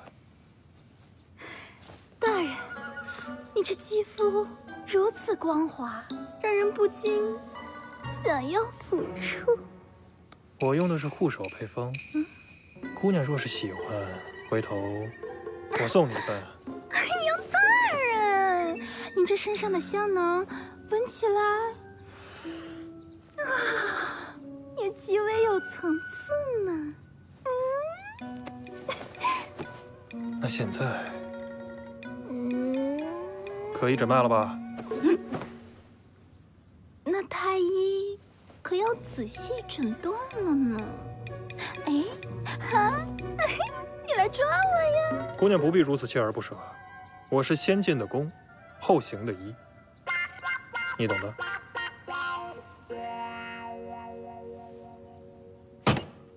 如此抗拒，果真有猫腻，到底怎么回事？贵妃娘娘恕罪，前段时间妾身不慎摔倒，导致滑胎了。高氏，你好大的胆子！如此重大之事，你竟敢私自隐瞒！我也是怕您怪罪，才一直不敢说。何时摔的？人证何在？当时只有妾身一人在场。在哪儿摔的？怎么摔的？在石桥边的石子路上。高氏，你到底是滑胎，还是从一开始就在骗本宫？你根本就没怀上过！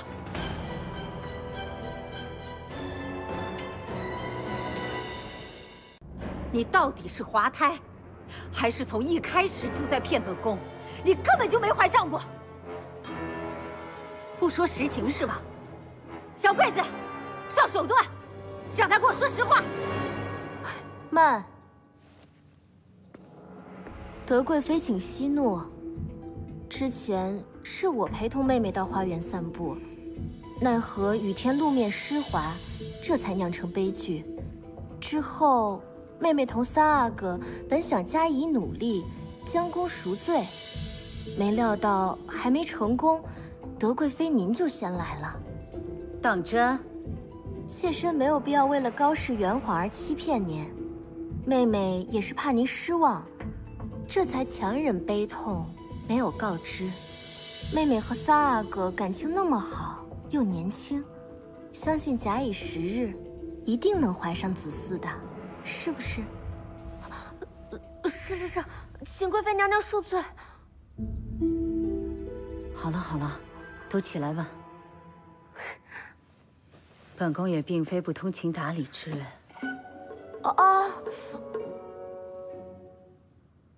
你刚小产，也不容易，可怜我的儿，怎么也没个子嗣。苏氏。你也不争点气，都是天命。妹妹与三阿哥命中有缘，自是要更加努力的，是不是啊，妹妹？是。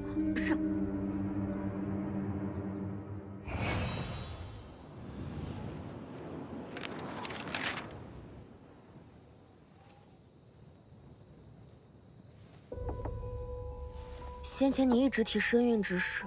我还以为德贵妃是何等聪慧之人，即便你借此躲过一劫，始终还是难保下次不被揭发。你给她希望越大，失望就越大。恐怕下次我再想保你，也无能为力了。为何帮我？你进府以来的一路表现，我都看在眼里。相比于敌人，我更想你当我的盟友。我说过，我只要嫡福晋。与其你我两败俱伤，不如你我合作，各取所需。你要你的爱情，我要我的福晋，怎么样？我们的姐妹盟约也该建立了吧？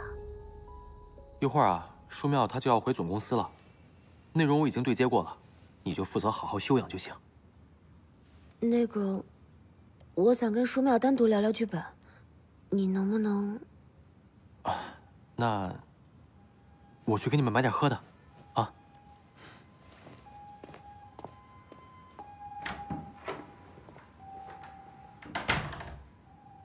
你为什么要帮我？你是不是喜欢何林红？你想多了，对我来说最重要的是项目，你我各取所需。姐姐真能互不干涉，各取所需？井水不犯河水。倘若今后谁擅自越线呢？那就别怪对方下狠手。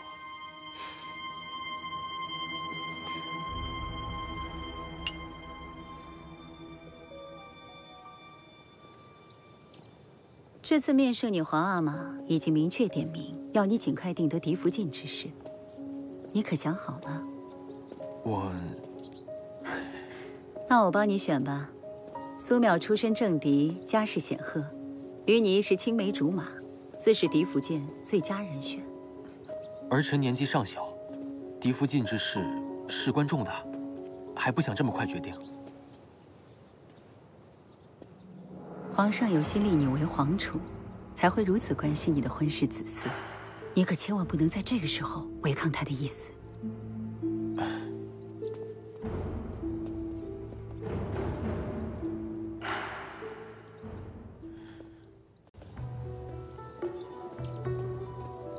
这不是皇宫里的人吗？怎么来我们府上了？这不是双喜诞场衣吗？看来这是马上要立嫡福晋了。原来是这样。妹妹尝尝，姐姐沏的这茶呀，你可喝得惯？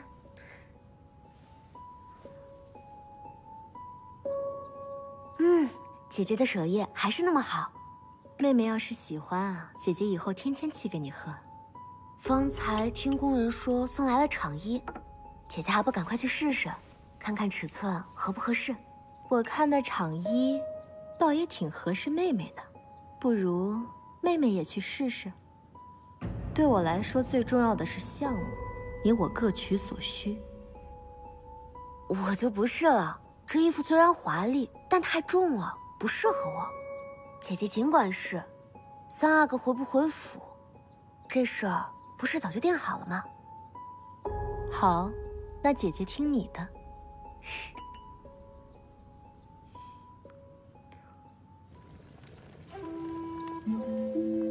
小主，那场衣您真的不再试一下了？如今你已赢得三阿哥的心，哪怕家世拼不过他，但只要试试手段，那嫡福晋便也是您了。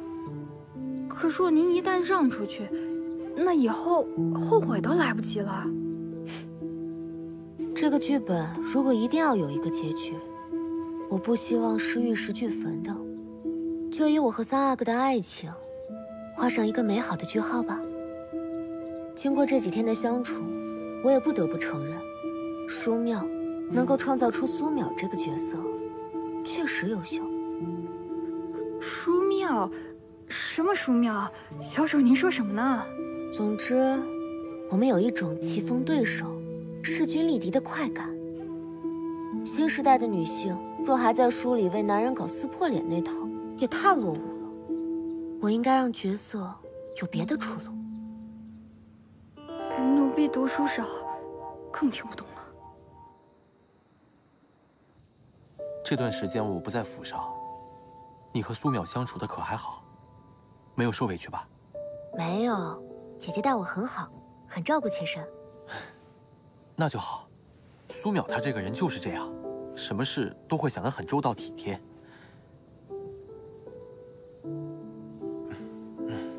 来，多吃点。三阿哥，这儿幽静无人，您邀我来这儿用膳，可是有话要说。也就那么一两句。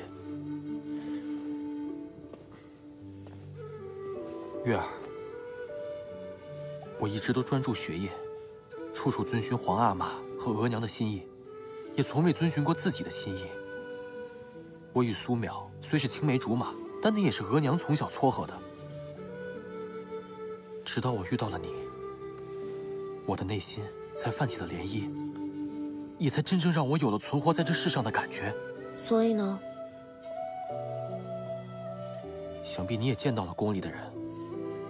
皇阿玛想让我尽快册立嫡福晋。说了这么多，还不是为了告知我，你心里已经有了合适的人选了呗？啊，皇阿玛已有立我为皇储之意。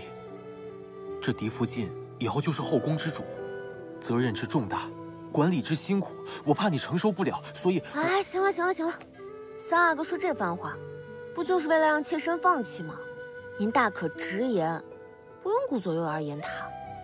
难不成若妾身说不怕苦不怕累，您就能把这嫡福晋给妾身了？既然你不介意，那就太好了。原本我还以为你当了嫡福晋，我们就不能像现在这般自在了。早说不就好，浪费我一晚上的时间。等等，你刚刚说什么？我们就不能像现在这般自在了？上一句。原本我以为你当了嫡福晋。等，三阿哥，你让妾身捋捋。现在这意思，这嫡福晋是我的。是啊，我想好了，你就是唯一的嫡福晋。我。等等，你刚刚说什么？我们就不能像现在这般自在了？上一句。原本我以为你当了嫡福晋。等，三阿哥，你让妾身捋捋。现在这意思，这嫡福晋是我的。是啊，我想好了，你就是唯一的嫡福晋。我啊，姓高，名新月。三阿哥，妾身刚刚说的都是气话。这嫡福晋责任重大，对于妾身来说，确实有点过于沉重了。无碍，有我在，自会帮你分担的。其实也不是分担不分担的问题。你看姐姐出身正嫡，身份尊贵，与你亦是青梅竹马。苏淼再好，感情也是无法勉强的。若嫡福晋只有一个，我心所属便是你。不行，这我们才刚刚认识多久呀？这不合适，不适合嘛？怎么不合适？哪里不适合？是我。三阿哥，妾身有个不成熟的小想法。若您这嫡福晋真非我不可的话，不如咱们搞个双福晋如何？高新月，你到底把我当成什么了？你百般推脱，莫不是对我有了二心？啊！完了！小主，这是苏小主送来的点心，说请您尝尝。这苏小主啊，还真是用心，专门问了奴婢您的饮食喜好，才做了这点心。哎呀，这做了一宿，看着就好吃。他本来想亲自给您送来，但又去试了厂衣，尺寸有些不合适，还得拿去改，这才让奴婢给您送来呢。小主，快过来尝尝吧。不能抢他的嫡福晋。小主，来得及，只要再跟三阿哥解释清楚，事情就一定还有转机。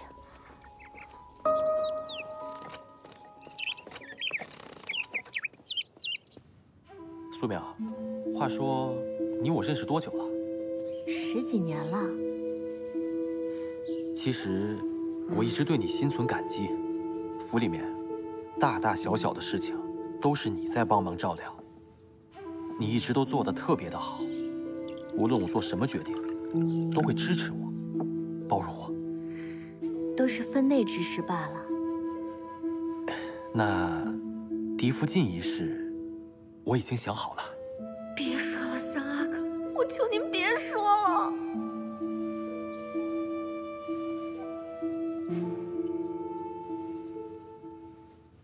我立高新月，想必你不会介意吧？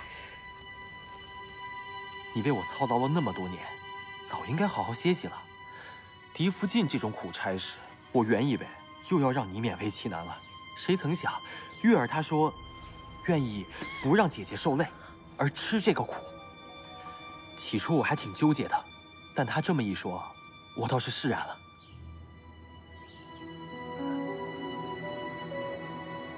这下该如何是好啊？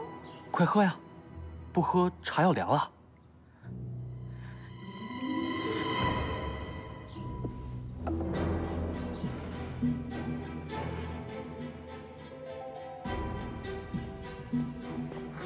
姐姐，事情不是你想的那样，我真的没有争取过嫡福晋。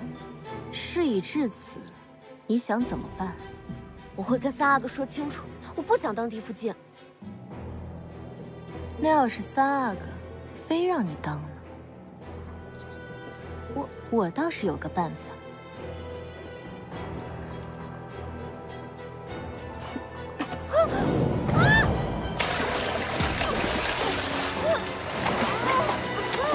你死了，就是最好的办法。不行，一定要再想办法，解除这个误会。人逢喜事精神爽呀！菜炒送你上刑场。哟，这马上都要当嫡福晋了，还这么大火箭？难道是你从别人手里抢来的不成？当然不是，我就是觉得你三哥这决定来得太突然了，我都还没准备好呢。你俩都这关系了，还有什么可准备的？闭嘴！快帮我想想，能不能让你三哥别让我当嫡福晋了呀？有办法呀，写封休书，说你想跟我在一块儿。你别闹了，你快点去帮我劝劝你三哥吧，让他再好好想想。你可真有意思，以前你一门心思想靠近我三哥，现在得逞了又想逃跑，难道你是有什么不可告人的秘密？我这儿有一份京城中待嫁闺中女子的名单，本来想和你分享的，现在看来无缘了。想来也是许久没去三哥那里谈心了。既然你这么有诚意，那我就再帮你一次。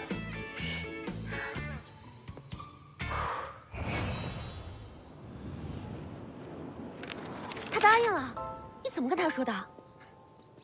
怎么跟他说的不重要，重要的是啊，他想通了。既然你这么不情愿，他也不愿意勉强。他说了，今天晚上让你在屋里等他，他自会当面跟你说清楚。六阿哥，大恩不言谢。哎，女人，女人呐！六阿哥慢走，六阿哥再见。哦，下次我做饭给你吃。还没亲自恭喜你啊，妹妹。姐姐，不是你想的那样。是吗？那我应该想成哪样？一面做着背信弃义的事，一面还要我给你喝彩吗？我真的没有主动争取过嫡福晋，我已经托六阿哥跟三阿哥说清楚了，三阿哥今晚就会跟我说定此事。我要姐姐来我屋内旁听，我会让你知道，我真的从来没有做过任何背信弃义之事。最好别让我知道你在耍我。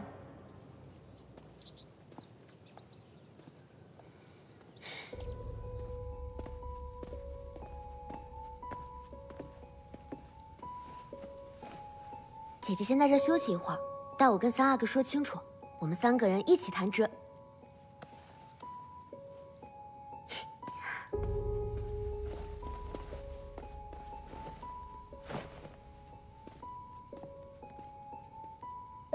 六阿哥都跟您说清楚了吧？妾身是不想做嫡福晋的。之前我不明白，六弟说完，我就懂了。怪我，是我太冲动了。没事没事，都怪我没有跟你解释清楚，让你误会了。现在误会解开就好了。现在我有个特别重要的事要跟你说。先等等，我也有很重要的事情要对你说。多亏六弟提醒我，嫡福晋那么重要的事情，口头说说怎么可以？我连点诚意都没有表示，也难怪你不答应。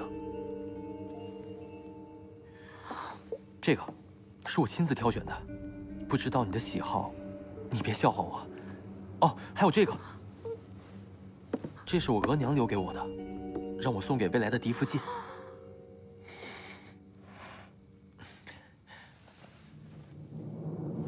月儿，你愿不愿意做我的嫡福晋？无论如何，不离不弃。你若不答应，我就一直跪在这儿，直到你回心转意。月儿，你有在听吗？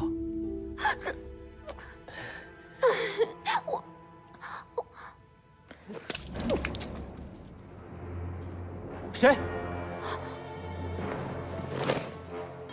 苏淼。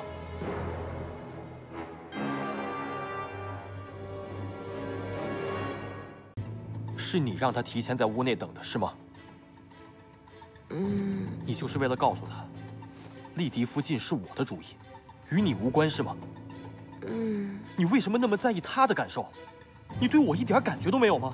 为了他，就可以让我被煎熬，让我受折磨？三阿哥误会了，我应该早跟你说的。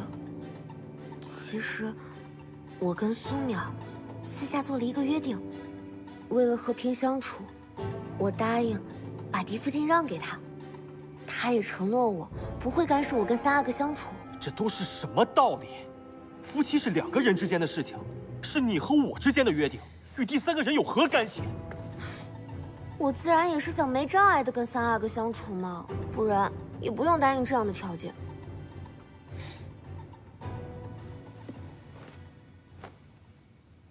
只是三阿哥，苏淼毕竟是你重要之人，你也不愿意看见我们因此撕破脸吧？况且，我也确实不想这背信弃义的罪名落在我身上呀。知道了，这事儿交给我来处理吧。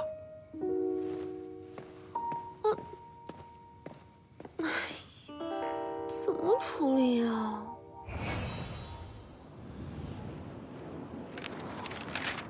你好些了吗？劳烦三阿哥惦念了。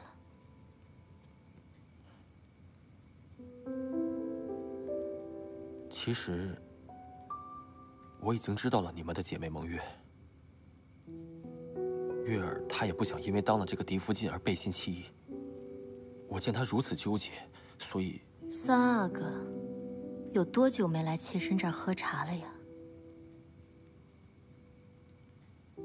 也是，皇上有意立三阿哥为皇储，三阿哥忙于社稷，自是无暇顾及妾身。还是你理解我。林红，你我自幼相识，那时候你额娘还不是贵妃，我阿玛也未立战功。我以为我们会像寻常夫妻一样相伴终老，以后也仍是可以的。无论你当不当这个，狄福晋就是皇后。我能以善心待他人，可他人也能以善心待我吗？若你真的担心这个，我可以向你保证，以后不会让任何人欺负你，可以吗？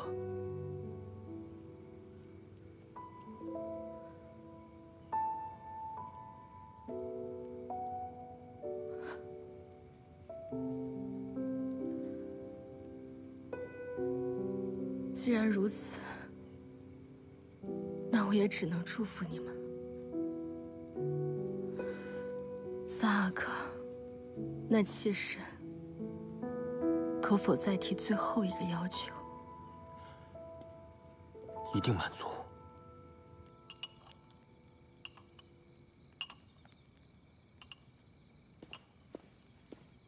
小主，苏小主邀您和三阿哥明早一同去射箭。你怎么看？奴婢总觉得有些蹊跷。舒妙看过我的剧本了吗？啊，看过了。他怎么说？他说整体挺好的。你说实话。他说有点平淡，不过这也不是问题啊。他还说了，只要加一个强力的反派就可以了。什么叫强力的反派啊？就是那种不择手段也要当上福晋的那种吧。我其实也没太懂。如今三阿哥已经铁了心的喜欢您，那如果苏小主真的要当嫡福晋的话，那唯一的可能就只能是对我下杀手了。三阿哥吉祥。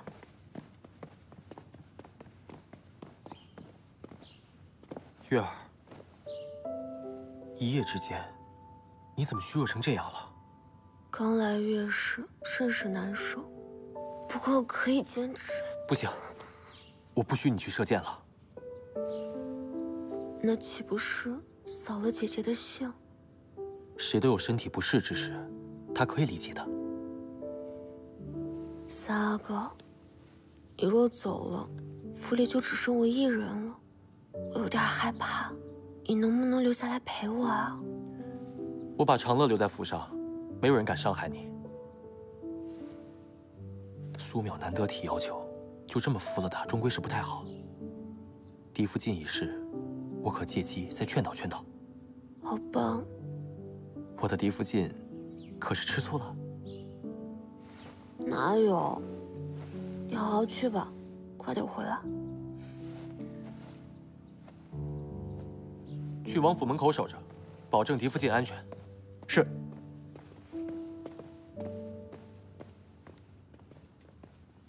小主，芷兰，按计划行事，检查所有门窗，不要让人有下迷魂香的机会。锁住各个重要门道，防止刺客冲击，确保信鸽有效。一旦出现危险，第一时间放出。苏淼，既然你要下杀手，那我也只能奉陪到底了。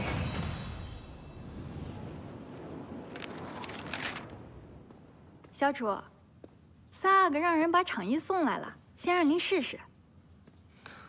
苏淼还未出招，这衣服穿不穿得上还不一定呢。您就安心试吧，明天进了宫，您就是狄福晋了。等三阿哥成了皇上，那您就是母仪天下的皇后了，应该高兴才是。你怎么知道三阿哥就一定是皇上？那还用说吗？那皇子之中属三阿哥最拔尖了，不出意外的话，那肯定是三阿哥呀。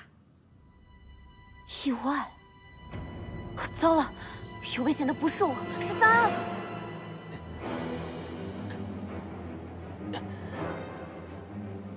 你究竟为何要这么做？对不住了，三阿哥，我就是要当未来的皇后。如果你铁了心，非要立高新月当未来狄福晋的话，那就别怪我手下无情。你疯了！你就是杀了我，你也当不上皇后的。以我的家世背景，杀了你还可以扶持别的皇子，到最后，赢家还是我。动手吧！住手！放过三阿哥，你冲我来！月儿，你别过来，这里危险！苏淼，这本就是你我之间的恩怨，你能不能不要伤害灵狐？哼，你以为我想伤害他？我又何尝不想与心爱之人白首偕老？我知道灵狐不钟情于我，但进王府是父母之命，我没得选。在这没有爱情的王府里面煎熬，支撑我活下去的唯一的信念，就是成为皇后了。如果没有你，明天我就是狄福晋了。现在收手还来得及，我们不用这样互相伤害的苦情戏码，一定会有更好的结局的。妹妹的胆识和智慧，都让姐姐我好生欣赏。事情发展到现在，根源就是她。不如我们把她杀了，然后一起浪迹天涯，可好？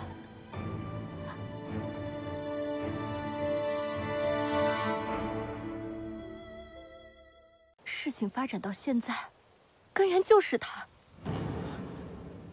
不如我们把他杀了，然后一起浪迹天涯，可好？做个了断吧。要么跟我离开，要么随他赴死。苏淼，你真的疯了！我没疯。我只恨生不逢时。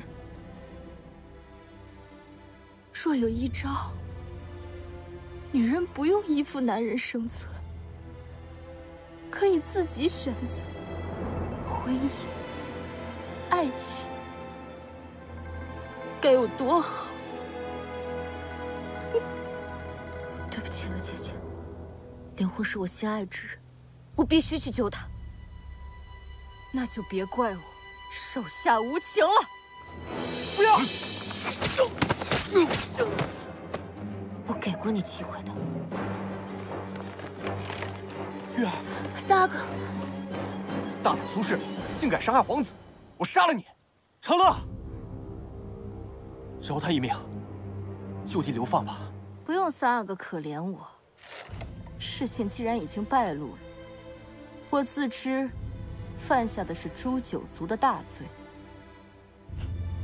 还望三阿哥念及旧情，饶我家人一命。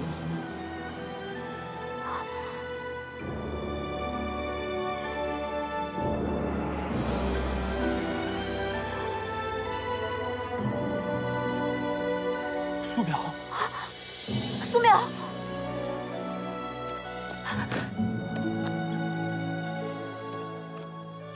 高心月，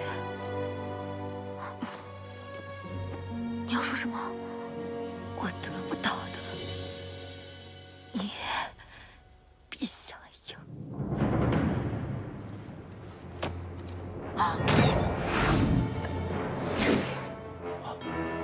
小心！保护皇子！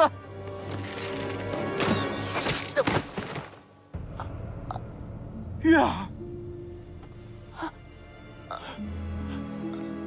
月儿，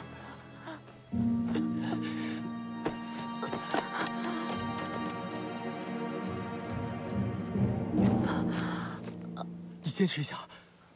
太医，快传太医！来不及了。来得及的，一定来得及的。你还要参加我们的大典，你还要做我的嫡福晋，我们要永远在一起的。三阿哥，别伤心。我本来就是这个世界的过客，现在故事结局了，该回到现实了。我不允许你胡说，你不许离开我，我不让你走。若不是苏苗，原本高心月应与你相伴一生，如今打成平手，我尽力了，虽未圆满，可是让我提前体会到了跟你在一起的情景。别为我伤心，我们很快会在另一个时空相见的。不要，不要，月儿，月儿，月儿，月儿，月儿。